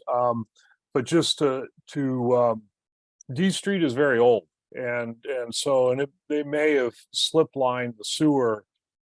Unfortunately, a lot of times the capacity isn't there and may need to be increased. But the other element that's gone on a lot with sewers is the laterals. So they may have slip lined the main, but then the laterals would need to be done. Also, I definitely know the water connections. There's a lot of work in getting water connections, and the same thing, the transmission line, but then also possibly the laterals that come off of it. And we've got a really good utility team working on all that. And then the storm drain, I think that there's some opportunities, and I see this throughout Petaluma, opportunities to be able to address stormwater conditions in a healthier way, rather than just closed piping road runoff right to the river. And so looking at some healthier options for that. So thank you for your comments. Terry, is there anything else you wanted us to address from your questions? Well, the first one was has anybody done a traffic study for the number of bikes? Got it. Oh, so off the top of my head, I don't know of any count data. We do have access to self-reported data from Strava, which aggregates everyone who records a bike ride on it's a popular exercise and fitness app that's GPS based. So we have access to that aggregate data. It does show that D Street is a very popular bike route. And but really our, from a sort of a planning and policy perspective, our real reason for looking at D Street as a bike route is that it is designated as a bike route in the city's bicycle and pedestrian master plan. And it's actually designated as a class 2 bike route, which involves on-street bike lanes. Like I mentioned, right, what we have out there today is striped and signed as bike lanes, but they do not meet current standards because they are pretty much parking lanes. And yeah, really our goal with our street projects is to look at ways to accommodate and improve safety for all road users, people walking, biking, driving. We even have an ordinance that requires us to consider the needs of all road users whenever designing our streets. So given all of the attention on climate change, mode shift, the health benefits of biking, the equity component, there's just a lot of it's improving walking and biking is sort of baked into all of our different policy goals that have been adopted by the council. Okay. And the bike committee, the bike committee is responsible for most of it. I was on Spark for, I think, 16 years before they eliminated it. Sorry, we're having a really hard time hearing you, Terry. Your audio is fading. Oh, I'm sorry. I'm using my headset and I guess it's not working that well. It's just that I know I got into it with Tom Hargis to find out what the size of the sewer line should have been when they slipped it. All the laterals at that time were tied in. The water supply needs to be replaced because that's quite old. And somebody else was talking about the buffering of the bike lanes. Like you said, D Street is a historic part of Petaluma. It was at one point in time an area where only the quote unquote rich people lived. And because of that, it's always had this designation. And so any kind of obstacle that would not fit an antique or an older street should not be used. So even if you had to lower the speed limit to 20 miles an hour to make it safe for bikers, that would be much better than putting any kind of physical barrier up as a buffer.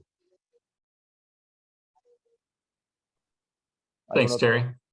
And you're also reminding me we didn't address the speed limits, and we totally agree. Our goal is to get the speed limits down with this project. Currently, our hands are a little tied at how we can set speed limits, but a lot of that changes starting in 2024. We'll have a little bit more flexibility to potentially lower speed limits, regardless of how fast people are driving. And yeah, all of us here agree that we would be well served to lower the speed limit throughout the whole corridor. And don't forget that underneath the asphalt is concrete. There's 8 inches of concrete.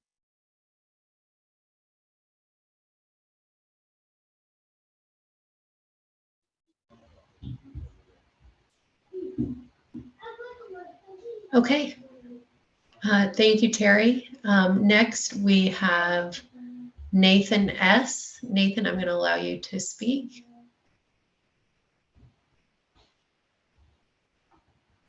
Hello. Overall, I'm really impressed with tonight's design proposal. I appreciate you thoughtfully taking feedback into account throughout the whole process of the quick build. My family lives on Grossland Way, one house in from D Street. We walk, bike, and drive on D Street many times a day. We're especially excited about the new crosswalks at 10th and 12th Street in this proposal. We'll use them multiple times per day when walking our small child to school. Thanks for including them in the quick build. Regarding the bike lane options, I think either of the proposed bike lane configs would be a huge improvement over the current situation. I have a personal preference for the buffered lanes because those will be more accessible for all ages and abilities, which is especially helpful for children riding to and from nearby schools. And buffered bike lanes could also help encourage mode shift for all the new folks traveling to the new Helen Putnam Park entrance at D Street and Windsor. All that said, I trust staff's recommendation tonight to move forward with the non-buffered bike lane configuration if that's what they think is best for the residents on D Street. Thanks again. I'm excited to see the project come to reality this summer. Okay, great. Thank you, Nathan. Next, we have Michael Fahey. Michael, I'm going to allow you to speak. Hi, Michael Fahey. I live on the corner of Laurel and D Street, and I've had quite a few issues with D Street. We've only been here for, I think, 9 years now, and we didn't realize it was a truck route, which was a huge surprise to us. And I'm just really curious as to how we are going to deal with the fact that nobody has the nerve to change it from a truck route to somewhere else, to put a truck route somewhere else like San Antonio Road. It seems like nobody really wants to do that very, very much. But I think that it's kind of like the elephant in the room when you have 100 double semi gravel trucks going out to West County for massive paving projects or whatever. Is there any way that we can impress upon these trucking companies to not send 100 double semi gravel trucks up and down D Street every day like we did last summer? That was intolerable. And that's one issue. My next issue is I bike a lot in town, being on Laurel. It's a quick bike downtown. I go to the gym, I go to the store, hardware store, whatever. I find that a much better street for biking is B Street. There is like 1/10 of the traffic. There's plenty of room. It's a very wide street. And if I had a choice, which I do, I don't go down D Street. And I think that you can impress upon a lot of bikers that it's a much better way to get downtown and out again. Another issue I have, I'm trying to be as succinct as possible, but policing is definitely a problem because I know we don't have any more than, I think, 3 traffic policemen in town. And it's very difficult for them to regulate how fast people are driving. And what I've heard from them is that most people do stay in the speed limit on D Street. And I totally agree with that. I would say that the miscreants are probably in a huge minority, very small minority, and they are always, or not always, most of the time, the same people with these little race cars with little or no mufflers, and they are driving extremely fast. And I'm looking right out on D Street right now as I talk, and it's always the same people. It's the same cars, and I think we need to identify who they are and have the police stop by their house and have a little discussion with them. But first, we need to figure out who it is. And I think we can do that by just having people take license numbers, take photographs, whatever. And the other thing that I wanted to bring up was when you want to try to slow traffic down from West County, down from Windsor, down to Elrose, what I see in Europe is very effective, and they have these large yellow zigzags on both sides of the lanes that go down, and that obviously shouts, slow the heck down. These little notches you have there, I don't think that's going to work as well. That's my opinion. And the last thing I want to mention is I think it would be somewhat effective. I don't know if it's ever been tried to see how effective it is, but to put a couple of signs up and down D Street, that all it says is quiet zone, quiet zone. That would be so simple, and it might have an effect. And that's all I have to say. Thank you. Okay, thank you for your comments, Michael. Next, we have Michael Dollar. Michael Dollar, I'm going to allow you to speak. Can you hear me?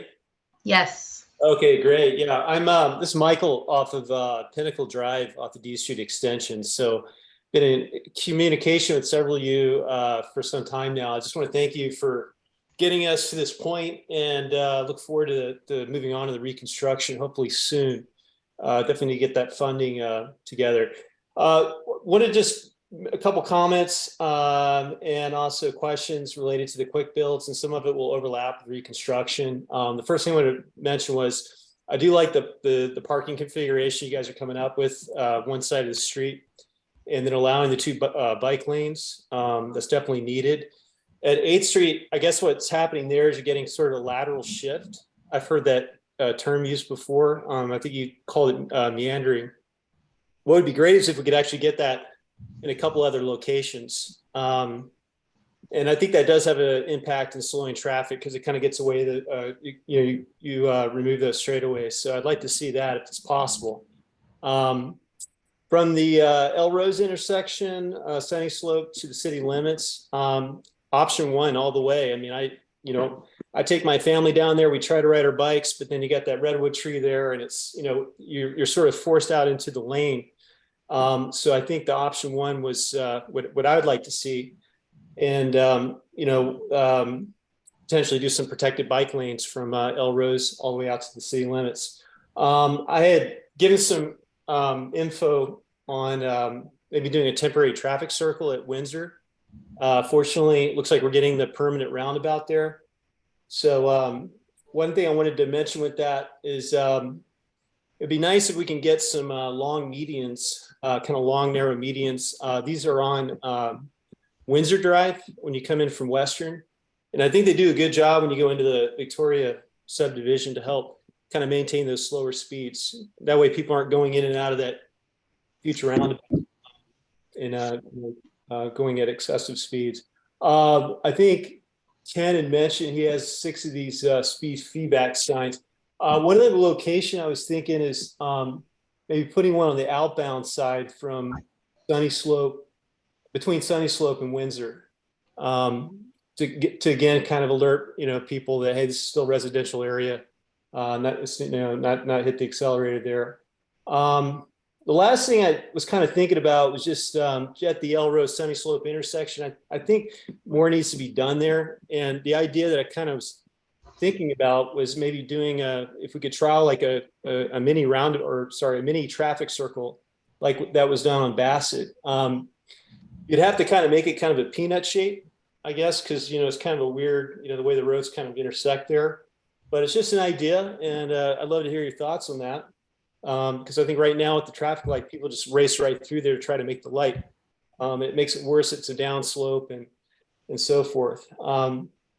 The last thing I wanted to ask about was just update on the funding for this reconstruction. We're going to have to coordinate the work out on the extension once David gets all their approvals, and I don't know if it's phase 1 where they're going to actually do the work out there.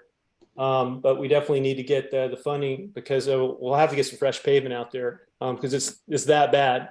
So it's hard for me to imagine getting, how the paint's actually going to hold with the road in the existing condition it is. Anyway, that's all I got. Appreciate any feedback. Thanks again. Thanks, Michael. Yeah, as for the David on improvements, they would reconstruct the road sort of around within a certain distance of the Windsor Drive intersection, but that does leave us with quite a bit of real estate from the intersection out to the city limits that we would need to pick up, as well as from as well as on the going towards town. Ken or David, you're the traffic circle gurus. Any thoughts about the Sunny Slope intersection? Well, it is challenging with the angle and the slight offset. So, I think Michael's correct. Looking at if we were to consider something there, it'd be like a peanut about or something like that. So. It's been done. Okay. Great. Well, thank you, Michael. Thanks for the ideas and feedback. Next, we have Barry Busowitz. Barry, I'm going to allow you to speak. Thanks, Jessica.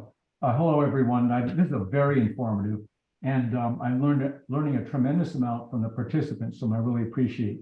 And I'm personally familiar with several of you, and I know your good work. I got the postcard. I wouldn't even call it a postcard. I didn't even know what you were talking about. It's big. It's 6 by 11 inches. It's well designed. It's aesthetic, and it's very clear. And that's really alerted me to this hearing. I live near D Street, and I use it several times a day on foot, on bike, running, and sometimes driving. And I've been using it for over 30 years. There's a lot to like in the plans. I think the thorniest thing for what I advocate is the parking. Every parking space in this city is of high value. The ones on D Street are particularly value to the public who owns them. They belong to all of us. That land belongs to all of us. It is not owned by the people who use the street or by the people who live on it or who own the properties. So one measure of the plan is the private use of public space that has long been accommodated, and we've been more or less happy with that. And it's used, however, by the very vehicles whose use we want to help people decrease.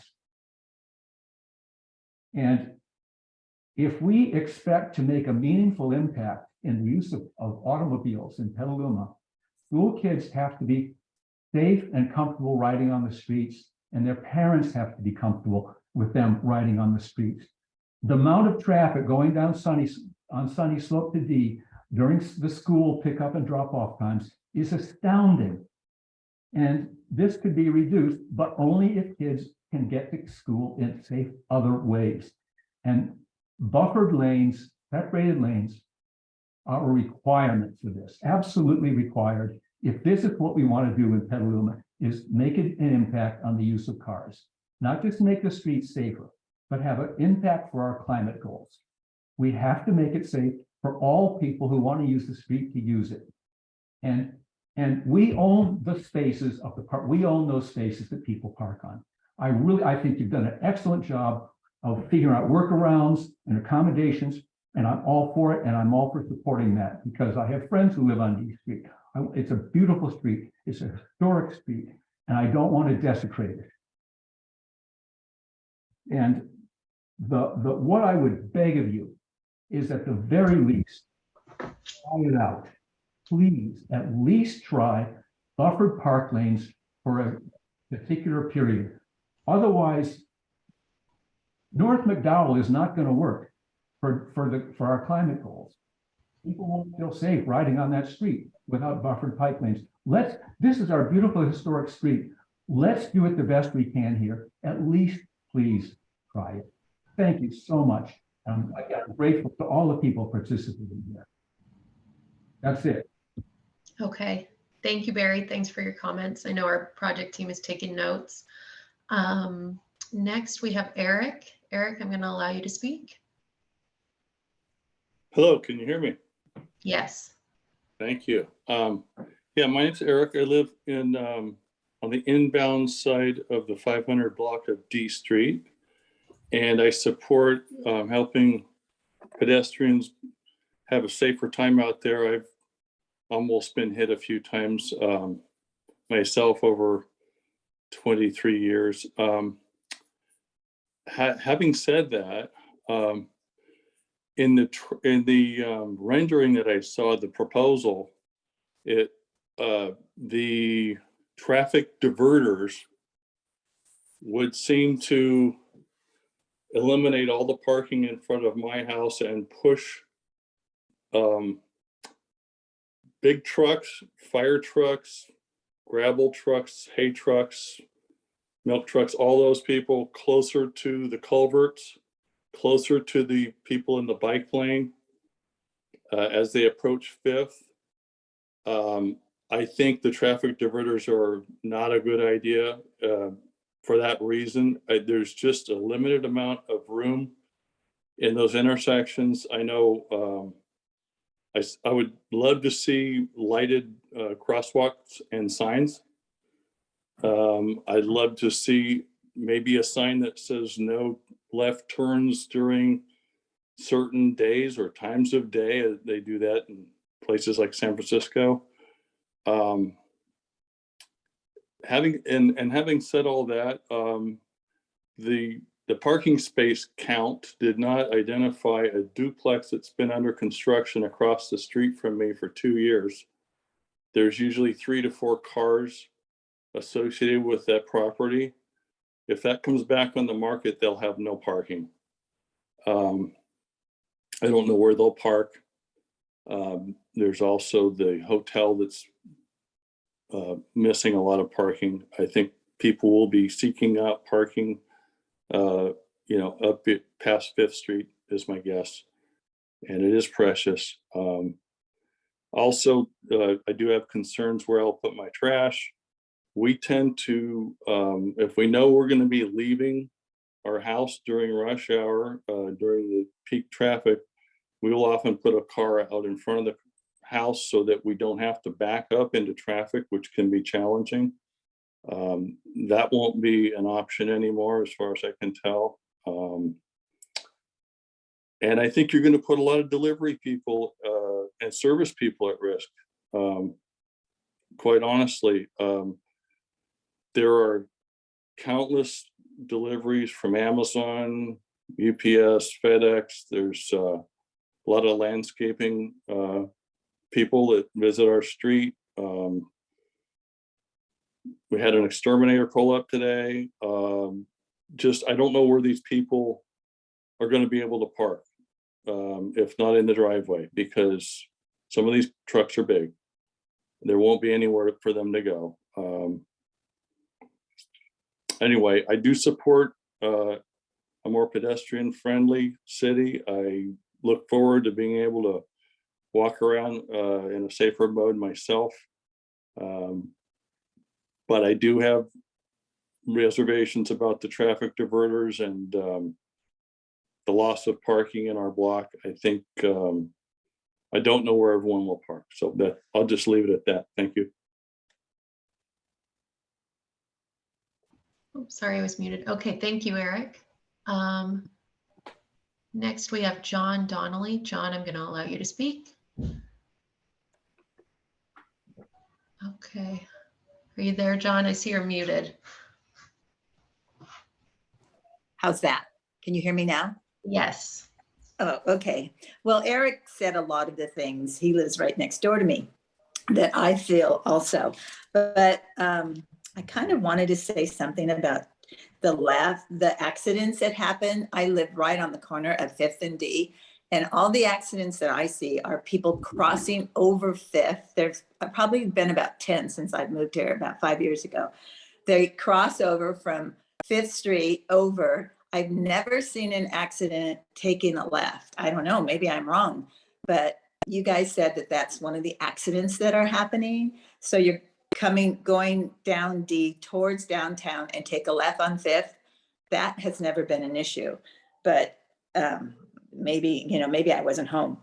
And the other thing is, I would like to know about how many bikes do go on. Well, you said that you counted it on some app, right?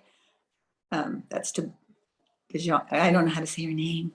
Oh, sorry. Yeah. Yes, we have some aggregated data, and I don't have it in front of me right now, but were you asked? Yeah.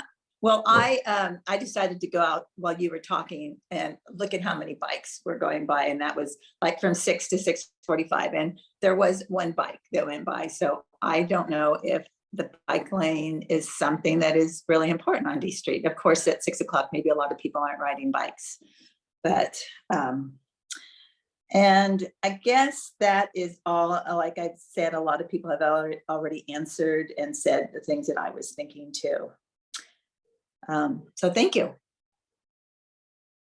Thank you, and I'll quickly respond about the collision. So with the left turns off of D onto 5th, I believe more of those collisions are actually rear ends because people are stopping, waiting for, basically waiting for a break in the traffic to make the left turn and then getting rear-ended by an inattentive driver coming up behind them.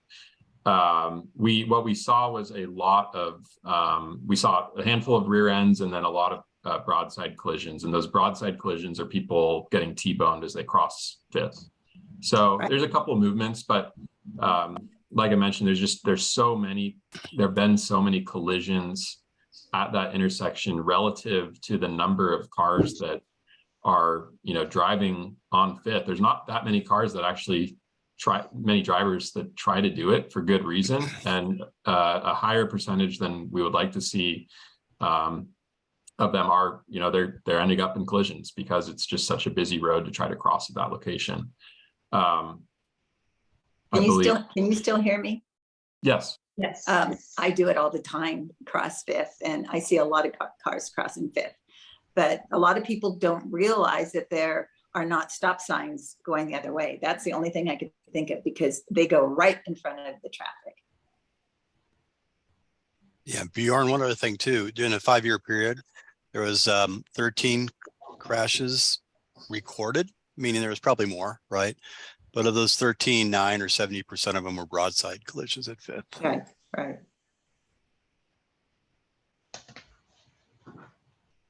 Okay. Okay, thank you.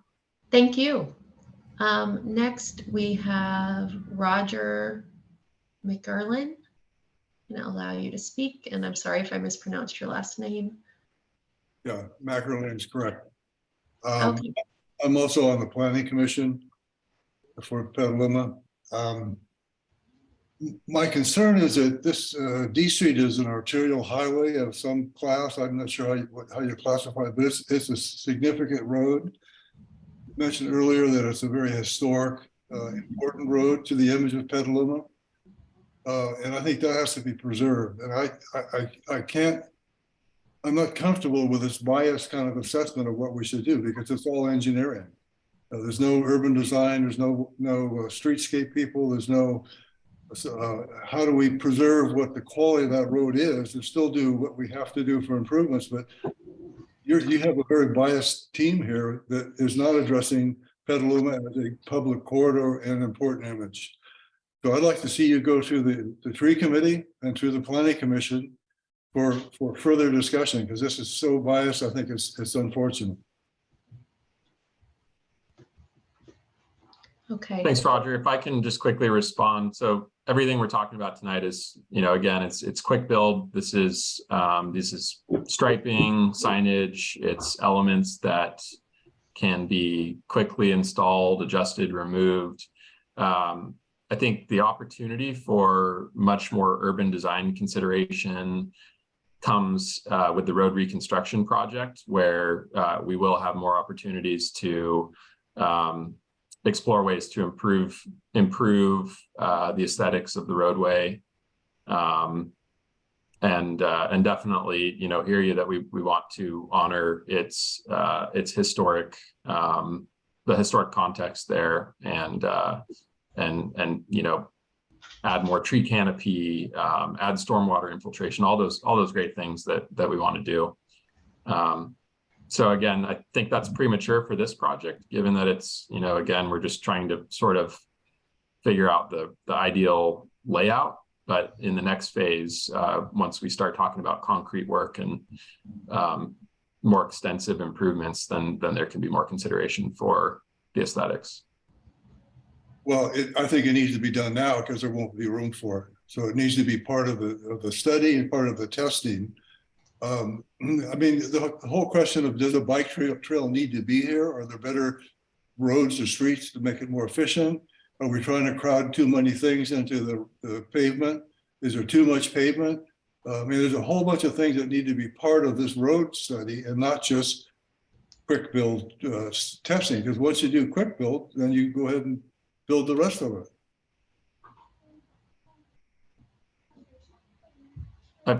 I mean, I hear where you're coming from, but personally, respectfully, I disagree. I mean, this is a quick build projects. The point of this is to test something out. if we spent this process going to every committee and commission talking about street trees and aesthetics, we would never get a quick build project in, and we would never have a chance to collect data and feedback on the configuration. That's really the goal here, is to do a more robust engagement process than just waiting until that reconstruction project and then ultimately presenting the same designs for feedback, right? At least we'll have the experience to go off of here. I guess what I'm referring to is Petaluma Boulevard South. That went through a reconstruction project, and it was a great opportunity missed in many, many cases. There's no landscape, no streetscape, no urban design involvement. It was all civil engineering and traffic. And I think that needs to change for this street.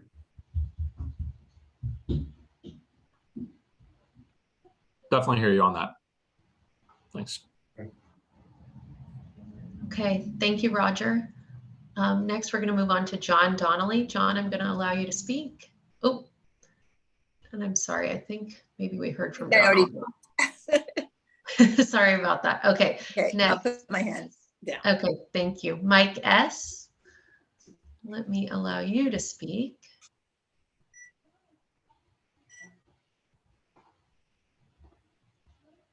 Hi, can you hear me? Yes. Okay. I want to echo the appreciation for everything that's been presented and the thoughtfulness and a lot of this. And I definitely understand that, you know, we're all trying to strike a balance here. There's a lot of what we can call, say, competing interests and different things. I'm a resident of D Street. I'm also a very active member of the Petaluma Wheelman Cycling Club, as well as the Santa Rosa Cycling Club.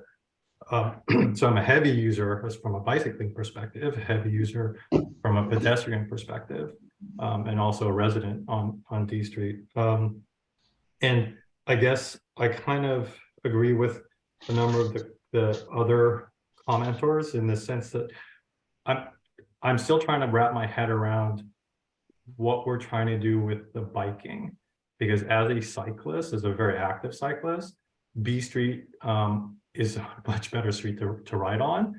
And when we do our Petaluma Wheelman Cycling Club starts, which start at 2nd Street and B Street, we always come up B Street. We never come up D Street. And then we exit the city by going all the way up to 10th or coming up on Laurel. That's our route. So I'm trying to wrap my head around, why are we going to take away all these parking spaces, especially when no one did a survey on Saturday when we had the butter and egg parade, and every single parking spot was taken way past Sunny Slope. You had 100% utilization. So we're going to basically, if I do the math correctly, we're basically going to, there's what, approximately 240 parking spots on D Street, and we're going to take away half of those, so call it 120. And so, you know, it's going to impact the number of attendees, not just at Butter and Eggs, but also at the American Graffiti, as well as, you know, the Antique, like these really high impact. So we're basically going to narrow our pipeline of the ability to actually have people who are going to park. And then that can have an economic impact on our future as a city. So I think that really needs to be considered, because I, as a cyclist, do use D Street, but I'm completely fine with sharing the road with people. I have a blinking light, I have headlights, I do all the safety things as a cyclist, because I know that I need to be visible, and it's my responsibility to be a good cyclist and make drivers aware.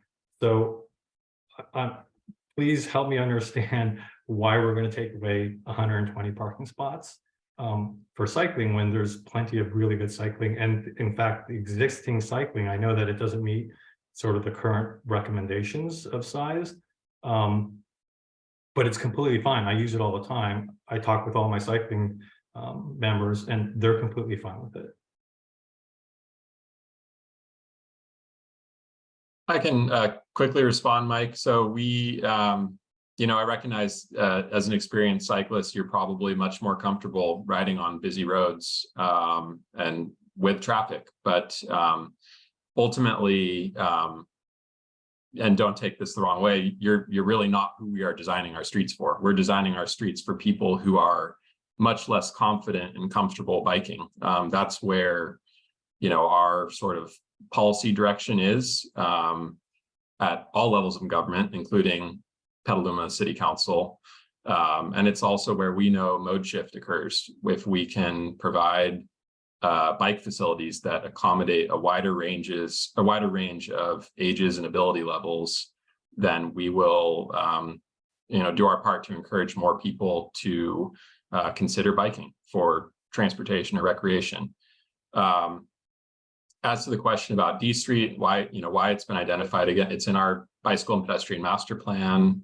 I think it's always been regarded as a major potential bike route, given its connectivity to the countryside, to downtown, to the D Street drawbridge, right? That's a major crosstown connection. There's a vision for continuing improvements past the SMART station with protected bike lanes through some upcoming development projects, through the East D neighborhood. So there's a lot of connectivity that it offers. And, the best practice when you're designing bike routes is provide a direct, safe, convenient route. And that's something that D Street does. And really for the parking utilization, again, what we're seeing out there with our parking counts, parking is so underutilized. And I hear your point about butter and eggs, but if we designed our city around 2 peak days a year, then our city would be a parking lot. So, that's just not the best practice as far as street design. You don't design streets for extreme and very rare peak conditions. Again, hopefully that addressed some of your concerns. Yeah, I understand that. I mean, I looked at the collision report that was presented at the October community meeting. There was one cycling quote accident, and it was between a cyclist and a pedestrian. So from a safety perspective, and as someone who utilizes it doesn't seem, from a safety perspective, are we solving for the right thing? Is sort of what I'm thinking. And then also related to getting people comfortable, for folks, like I look at families who are not comfortable riding on the streets, they ride on the sidewalk. Other people have already talked about how that gets utilized. So there's already avenues for people as cyclists. And don't get me wrong, I want more cycling lanes. I just don't know that at the cost of taking away 120 parking spots, but does this really make sense from an economic perspective and from a what are we trying to solve perspective? And I understand that there's a goal to try to make this sort of a bike-friendly corridor because that's what it's designated.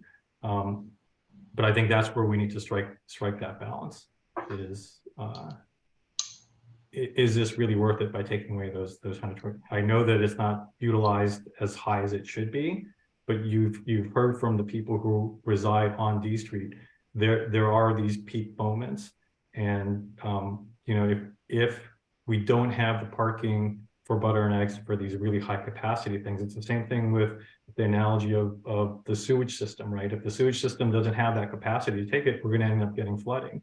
And it's the same thing with the parking around D Street during these really high peak moments of antique fair, the graffiti, butter eggs, et cetera, et cetera. We do have a lot of community events that go on that actually take up a lot of parking on D Street.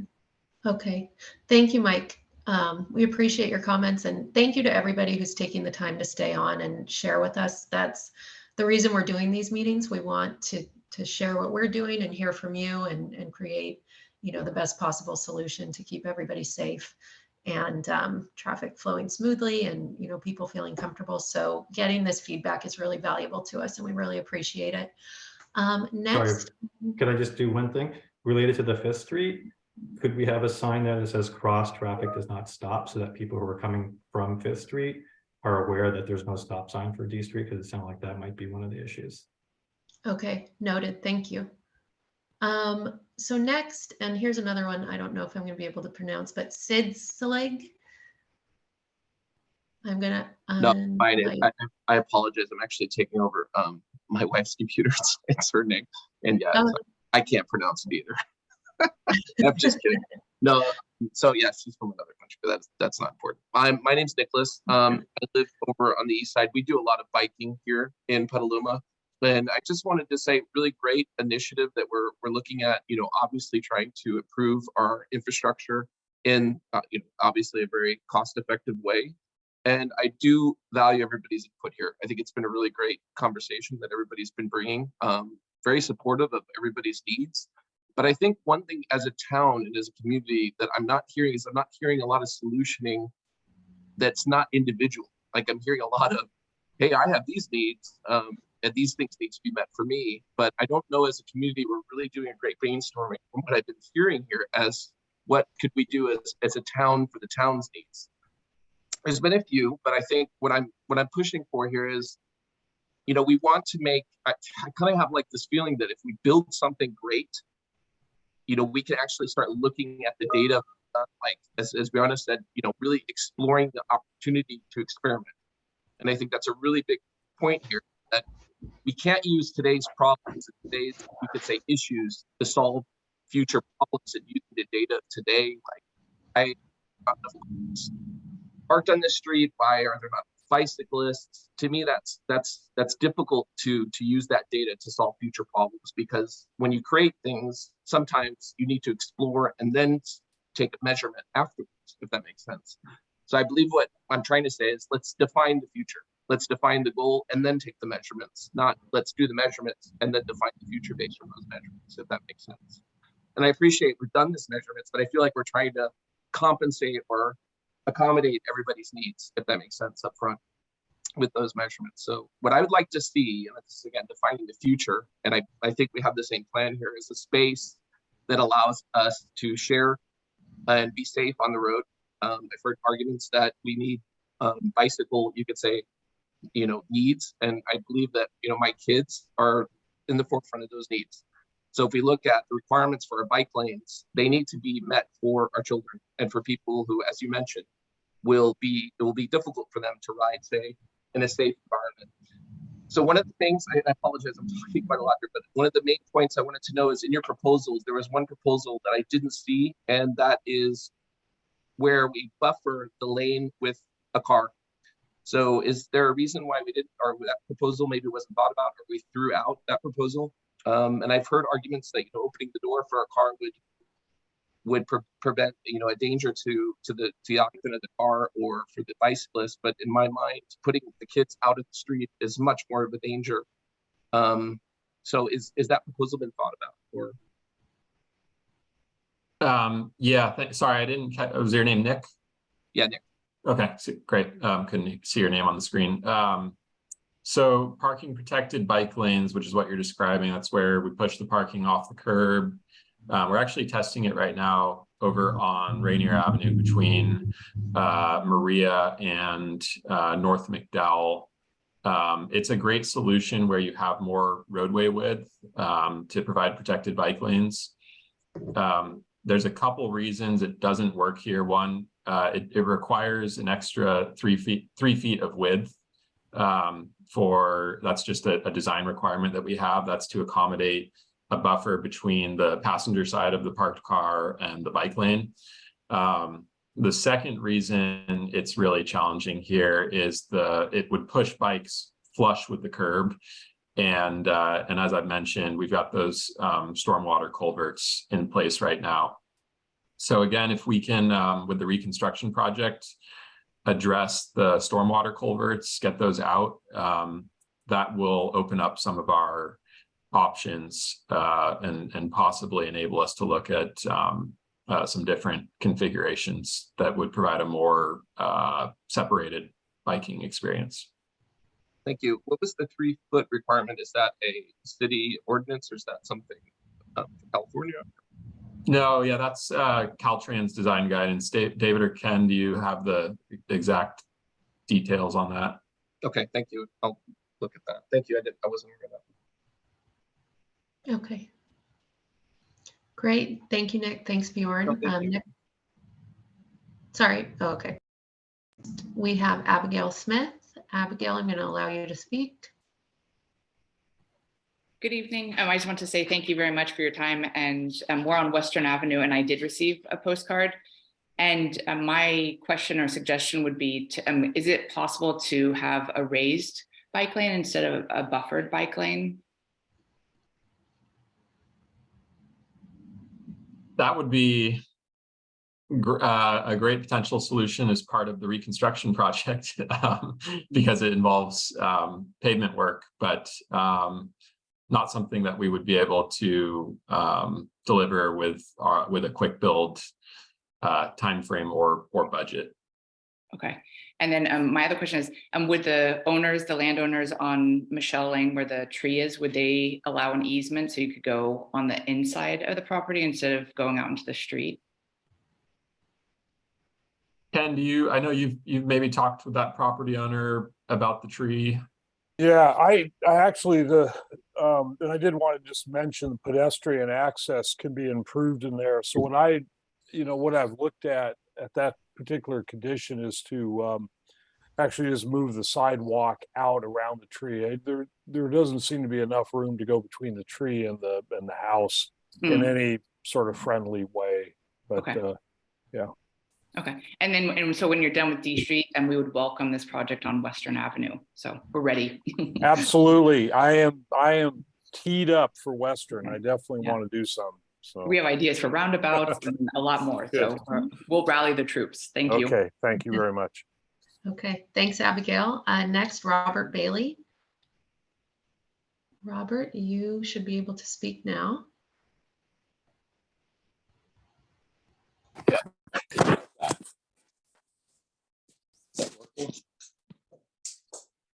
No. Okay. Are you there, Robert? We had a little trouble hearing you.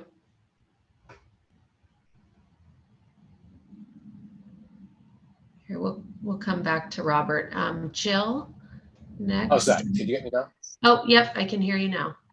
Yeah. All right. So I'm going to echo everybody else's appreciation. I think I'm very excited about this. As a 40-year resident of D Street, we've been waiting a long time. I hope it happens before I start pushing up daisies. I too am a biker, and so I appreciate the effort, especially. And I'm a little sympathetic for you guys because you're being pressured to do a lot of things that are way beyond this experiment. And I'm just going to add to it by asking about hoping that we will consider sidewalks at some point. Some of the sidewalks on D Street are in dreadful condition and really dangerous for older people with disabilities, and it's terrible. And I just hope that we can factor this into this experiment somehow to get some action on the sidewalk situation. I will echo also the street tree question. I know it's beyond your scope, but I really hope that we can move forward with this, with more street coverage and a more sympathetic approach to the historic preservation. One of the concerns I have is all this signage and striping and building and quick building and so on really might threaten the historic nature of the housing and the character of D Street. And I'm concerned about that, but I don't have a solution. And I'm hoping you folks do. You did not address Terry's question, and I had the question last time with regard to the turnoff for the post office. So that is a question I'd like to get an answer to if you have one. And this other question is, does the quick build give us a fully qualified class 2 or better bike lane? I'll stop here and hopefully you can answer my questions. Thanks, Robert. Thank you for reminding us about Terry's question about the post office. That came up actually in the first workshop as well. And what we could look at doing there is possibly installing a something in the center line, the double yellow center line, that some sort of vertical element that could prohibit that left turn. Of course, we want to be mindful of impacts on the post office and their operations, and would need to do some outreach with them there first, or possibly maybe there's a compromise of like a time limited solution. Gina, did you have something about the post office? Lives right there. No, we would need to do some outreach for Yeah. sure. We haven't talked to them yet. It was one of the items I brought up early on in the project because I see it as an issue, and there's some ways around it, and we haven't explored as far as we could on that. So we have some follow-up to do for sure. The question about bike lanes, yes, what we are showing are class 2 bike lanes in both directions for the full corridor, and they actually widen out to buffered bike lanes past Michelle Lane, so a little bit more separation from traffic. Can't recall if there were other questions that you had. Can you still hear me? Yeah. Yeah, just to follow up on that post office question, because I think I did bring it up in the prior workshops, and I'm a little surprised that you haven't really considered it a little more detail, because I think it is a major issue. I know it's difficult to work with feds on some of this stuff, but just an idea, the reason that most people are turning into the post office, seems to me, from D Street, is to access the postal boxes on 4th. The 3 postal boxes that are just right close to the parking lot. Seems to me there might be a solution to consider relocating those postal boxes, or coming up with another way for people to drop their mail off directly. If I'm incorrect there on that, but it seems to me that's the main reason people are turning in there. Now that we don't do any mail service out of there used to be trucks and stuff going in and out of there, but now that's all moved east side. So one last thing I'll comment on, I'm hoping somehow this might address one of the biggest squeezes, I think, for bikers, and particularly for my experience, is getting from D Street through town over to the east side. And the D Street Bridge is I would never ride on the D Street Bridge. It is perfectly dangerous. Getting onto the Lynch Creek Trail from D Street, you need to cross Washington or somehow get over Washington. That's a disaster. I know it's way beyond your scope, but I hope it will be taken into consideration at some point by somebody. Thank you. Thanks again for all the great work. Okay. Thank you, Robert. Next we have John Donnelly. John, oh, again, I did it. I'm sorry. Hold on. Jim Petnick, allowing you to speak.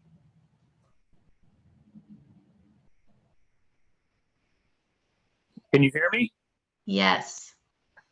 So I live between 5th and 6th on D, and the proposals you have done so far, I would agree might work between 6th and the end of town.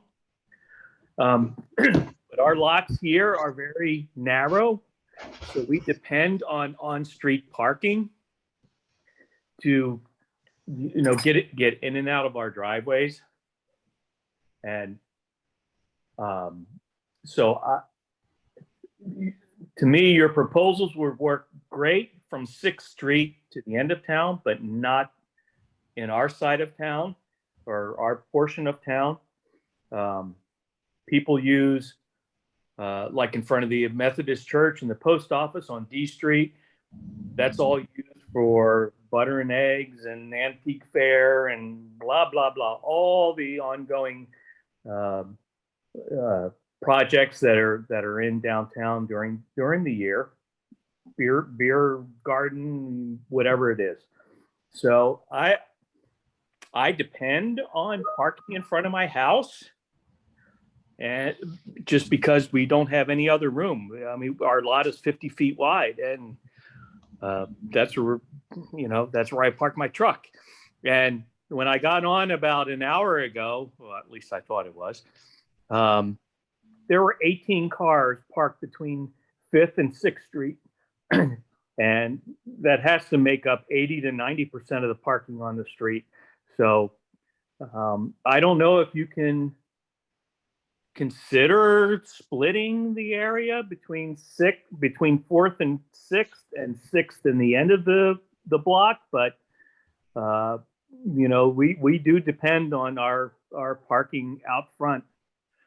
And on an unrelated topic, I would get rid of the, not unrelated, but the right-hand turn from Petaluma Boulevard South to D Street heading inbound, because that stops traffic on inbound D Street quite a bit if you wanted to move traffic through town. So anyway, but I agree with a lot of the other folks.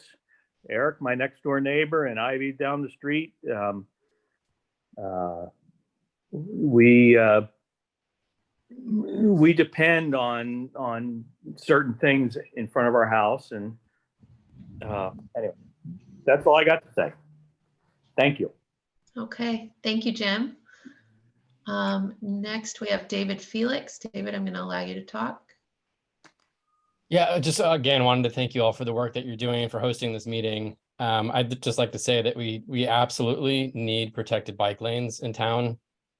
If we're serious about addressing the climate emergency, I think we have to get serious about prioritizing making biking safe for all riders of all ages and abilities, and prioritizing it over parking convenience. As you said, this is an underparked area, and there's a lot of side streets that provide parking options. I think we cannot design around the parking around this special event needs. I think that's, like you said, Bjorn, just the whole city would be a parking lot if we were doing that. I just ask that you please don't bow to the needs of the few, and instead try to prioritize the benefits of the many. I think this is really, the more that I listen, the more it sounds like a like a major NIMBY thing. This is my parking space in front of my house and no one else can use it, and that's just not how this is. It's a public street.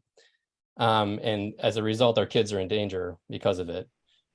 And exactly what you said also, Bjorn, I'm a cyclist as well. And this is not about designing roads for expert bikers who can navigate pretty much any road. It's about designing for other people. And research shows that the vast majority of people only feel safe riding a bike if it's in a protected bike lane, and that the risk of injury is 90% lower. And we really have an opportunity here to make D Street beautiful, an inviting place for everyone to get some exercise and consider leaving their cars at home. I think all the cycling stats and asking about that is irrelevant.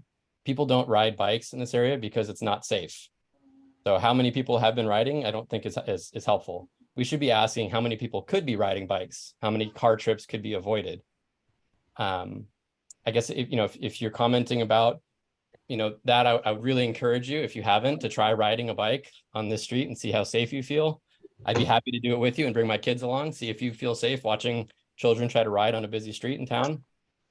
I think we've come to accept that kids just don't belong on streets and that drivers own the roads and can go as fast as they want. And again, public roads are public good, and you all need to do what is best for the majority of the public, and not those who wish to privatize their parking spaces in front of their houses. This is a core area running between main parks and schools, and we have to end our love affair with automobiles and embrace a healthier and happier option with zero emissions. So I'd really encourage you to please do the buffer bike lanes. I think we saw this, please try not to make the same mistake as was on Petaluma Boulevard South between I and D. I think we have an option here to do the 5th Street Greenway there, which is going to be great, but that wouldn't have been needed, right, if we had done buffered bike lanes all the way. And I would really encourage all of you to keep that in mind and to say that we're going to keep having this battle over parking versus bike lanes. And just how much longer are we going to keep doing that and keep making the same mistakes over and over again? If we're serious about calling this a climate emergency, then I think we need to actually act like it and think about what you do when there's a real emergency, like in front of your face, like a fire or an ambulance. You take action, you move, you do something different than what you've been doing.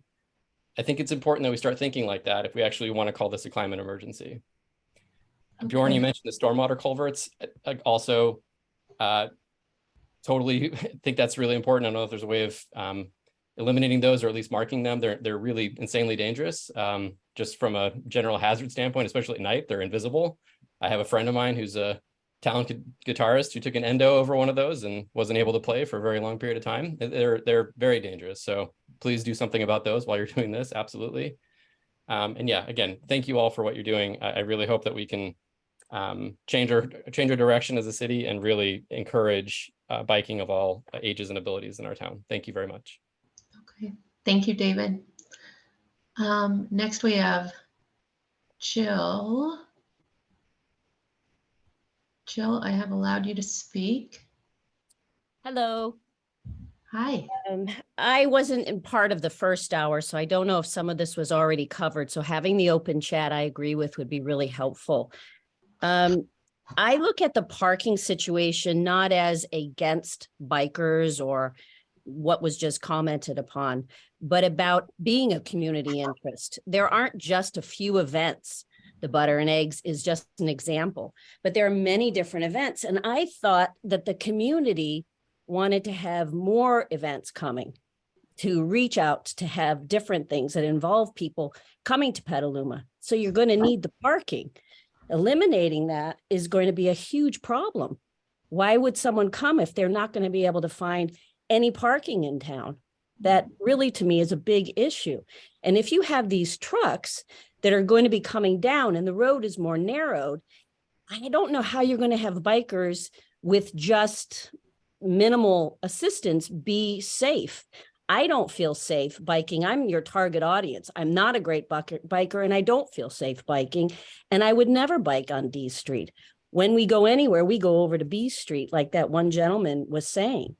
So for me, the parking issue isn't this is my parking space and nobody can be on it. I agree it's a community and what's in the best interest. But if Petaluma, with all the development that's happening and what's planning along the riverfront, and it's going to increase in events, it's going to bring more people to town, it's going to bring more money and business, you're going to need to have parking in the neighborhoods.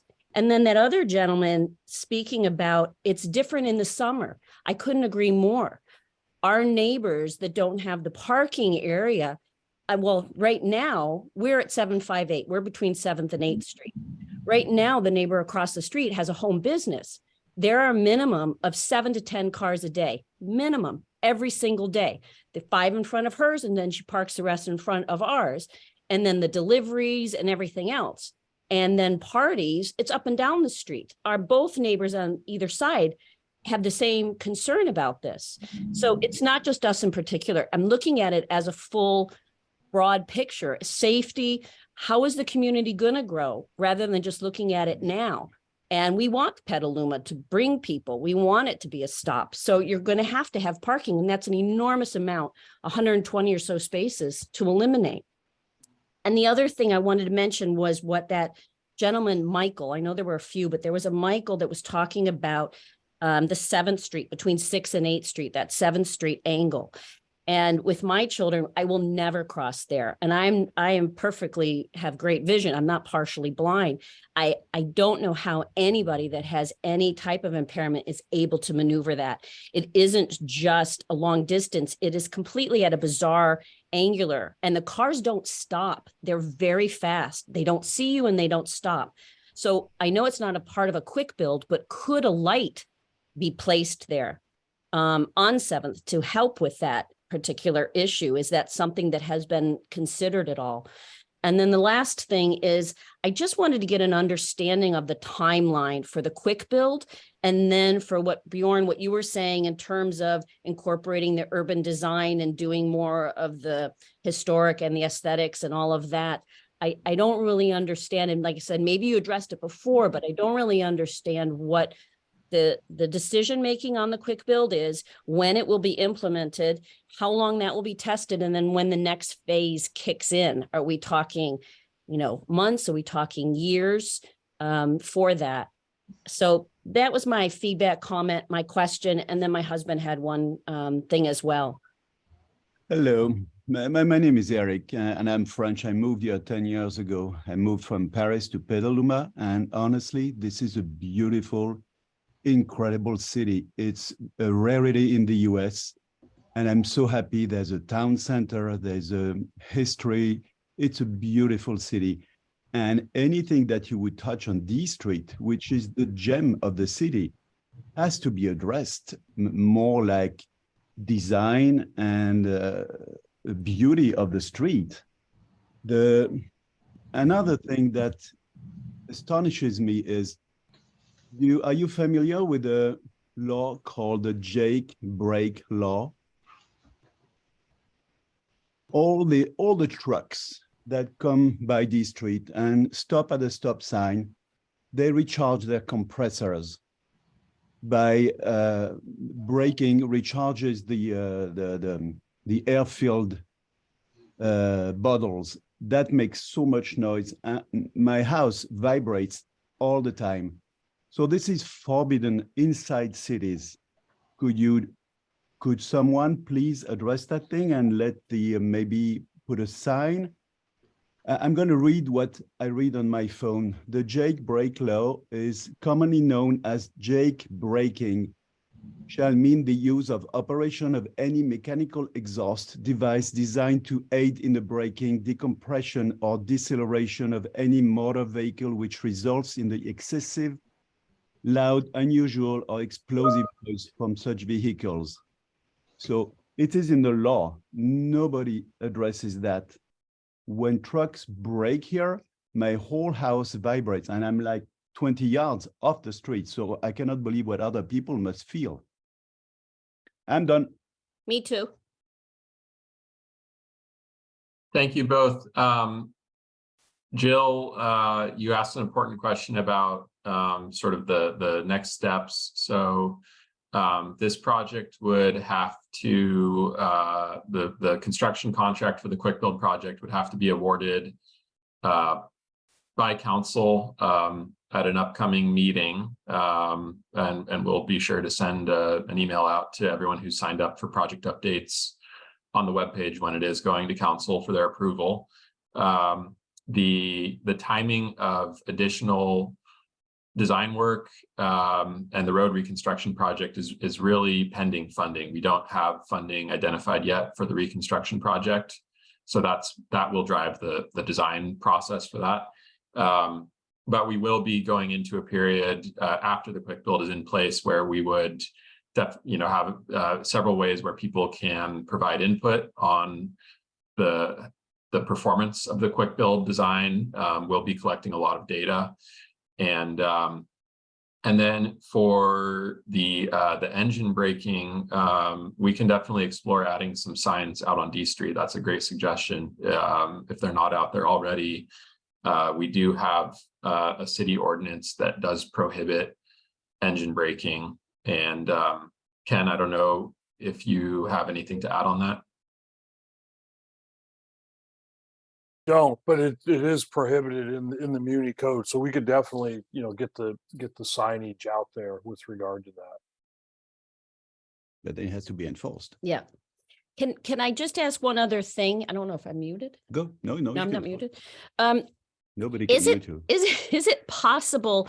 I think there was a degree, and I don't want to speak for everybody, but at least for 6 or 7 of my neighbors, there was so much information at one point and a lot of questions and things. And I think there was some confusion about what was going to happen, when it was going to happen, when people should jump in to have input and so forth. So I think this is great at this particular juncture now. Do you think it would be advantageous, and I'm willing to participate or do it, would it be advantageous to do some kind of door-to-door survey to ask people, like whatever the top 10 questions are regarding parking, bicycling, whatever it is that's decided that would be most influential or helpful at this particular point for people on D Street to give their feedback, because there's only 55 people you said on this. And I think part of it is like kids and work and everything else, but it doesn't mean that there's a lack of interest or a lack of desire to participate from those that live on D Street. At least from all the neighbors I've spoken with, all of them say, yeah, okay, well, what exactly is going to be done and when do we make a decision? It's just a lot of information, that there's a degree of feeling overwhelmed. So not dumbing it down, but is there, you think, a benefit to getting a list of basic questions, not a ton, something that you could get from somebody to answer in a matter of a couple of minutes that could be provided to you to say, okay, this is feedback that we can now incorporate or at least have from more than 55 people or whatever have been on the other calls? Yeah, it's a good question, and I completely hear where you're coming from. I'm not sure if you were on earlier in the presentation when we outlined all of the engagement that we've done up to this point. This is our second workshop. We have done our best to notify everyone with postcards by having this active email subscription list that people could sign up for dating back to October. That has over 150 people who have signed up for emails, doing the online survey and having that open for a few weeks back after the first workshop. We've really tried to do a thorough engagement process here. And, this meeting was really our attempt to introduce this proposed design and take a temperature on it, get people's feedback. Where our jobs are tough because we are making recommendations based on everyone's input. We're trying to take into account what the residents see as priorities, what people who live near D Street see as priorities, people who don't live near on or near D Street but use it regularly or would like to use it regularly. Really we're trying to we're taking all of this data in, right? The traffic data, the parking data, the safety data, all of the feedback we've gotten from folks through the workshops and the survey, and trying to figure out what the balance is between all of these different priorities that we're hearing. And, I'll say this personally, and someone else from the city side, please jump in. But if we could continue with the engagement for eternity and never arrive at a clear consensus on a project like this, especially a project that involves a trade-off between bike lanes and parking. It seems to kind of be the crux of all of this. I just don't know how much more engagement we can really do on this. And that's where, that's why we try to use these quick build projects for a little bit of, it gives us that room to sort of try something out. And it's not permanent. It's not, we can test it out. We can collect data. We can get your feedback, and we can make those adjustments if there's anything that isn't working or if it's really unpopular. So it's a really challenging process to navigate, to be completely frank. No, I completely appreciate what you're saying and what you guys are doing and the obstacles and the volume of different perspectives that you have to assimilate. I was just making a suggestion not to complicate or say that you haven't done anything. I just know from my own point of view, and just from the people I've been speaking with through the process, is this uncertainty of exactly, not about going online. Like even now, I wanted to get online at the 6 o'clock time, but by the time I get the triplets together and fed and everything else, it's like I'm not on until 7, and then I've missed, and then I feel horrible. And I know that's how people's lives are. And yet it doesn't mean, it's not an indicator that this isn't important to them.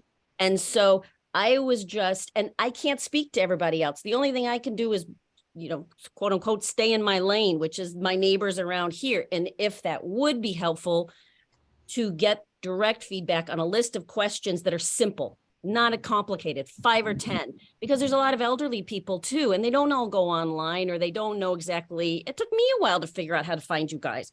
So that's all I was suggesting, Bourne. It wasn't a commentary about anything that you haven't done or haven't done well, or the volume of what you guys are all doing. I respect that completely and appreciate it. It was just, if there's anything, that was it.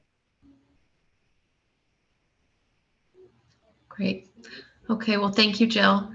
And to Bjorn's point, being a quick build project, we can continue to gather feedback and input as we're trying things out. So definitely important to hear from all of you. I see Karen P is the last hand that we have up. And Karen, I'm going to allow you to speak. And I know we had you at the beginning, so I don't know if you raised your hand again. I did. A couple of things came up during the discussion that I would like to respond to. The first is just a recommendation for the data to be gathered during the period before permanent changes are made. Because this really will inconvenience people living on both sides of D Street, not just the non-parking side. So before making it permanent, I believe the city should perform bike traffic counts on the new bike lanes. I know that traffic count equipment for bikes does exist. Make sure, please, that there are substantial benefits in terms of bike traffic actually on D Street to offset the inconvenience. The second point I'd like to make is one commenter brought up the question of having bike lanes, have the bike lanes, have parked cars between the bike lanes and the traffic lanes. And I'd like to point out that at this end of D Street, Mr. Petnick made this point, I think Eric did as well, that we have to back out of our driveways. And backing out with the parked cars moved another 3 to 5 feet out into the street will be very difficult, and visibility will be impaired for people. So I just like to say that. And something I should have said at the first time I spoke and didn't is thank you all for a good job and all the hard work you've done. Done here. Great, thank you. Okay, so that is the last of our hands. Oh, I see one more just popped up. John Donnelly. Oh, I had just put it down because it was up. Sorry. Oh, okay, right, sorry, I just saw it go up again. All right, so I think we are done with our public comments. Thank you, everybody. Gina. Hey, Jessica, thanks for acknowledging me. Just a real quick thought for those of you that have hung on this long. Thank you so much. We got some great feedback, a lot for us to chew on, and we always learn so much from these sessions. So thank you very much for your patience and perseverance. And I want to add, I am really concerned that our postcard mailings aren't getting to everyone. Mm-hmm. We do think that we're getting our best source for our direct mail is the Sonoma County Assessor's Office, and we understand that sometimes that data that we get from them, these lists, can be a couple years outdated and could be accounting for how we're missing some of you. And so I just want to encourage anyone on this call who did not receive a postcard and you live in the vicinity on the west side. Did that mailer go to the entire west side, Jessica? Not the entire west side, but a good portion of it. And D Street was definitely included. And this is, we do need to look into it more because this is the third time recently that I'm hearing feedback like this. Yeah, I don't like it at all. And yeah, so I want to apologize to anyone that happened to. And I just want to say, if you could email any of us your mailing address, your name and mailing address, we will make sure that you are pulled into our subsequent direct mails on this project. And you can also do that from our website. And can we post the project website for everyone as we go off? Yeah, there we go. Thank you. Anyway, thanks, everyone.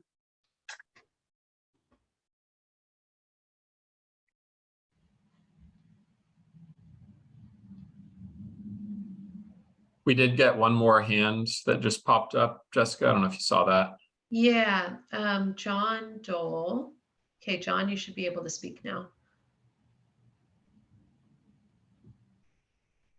John, are you there?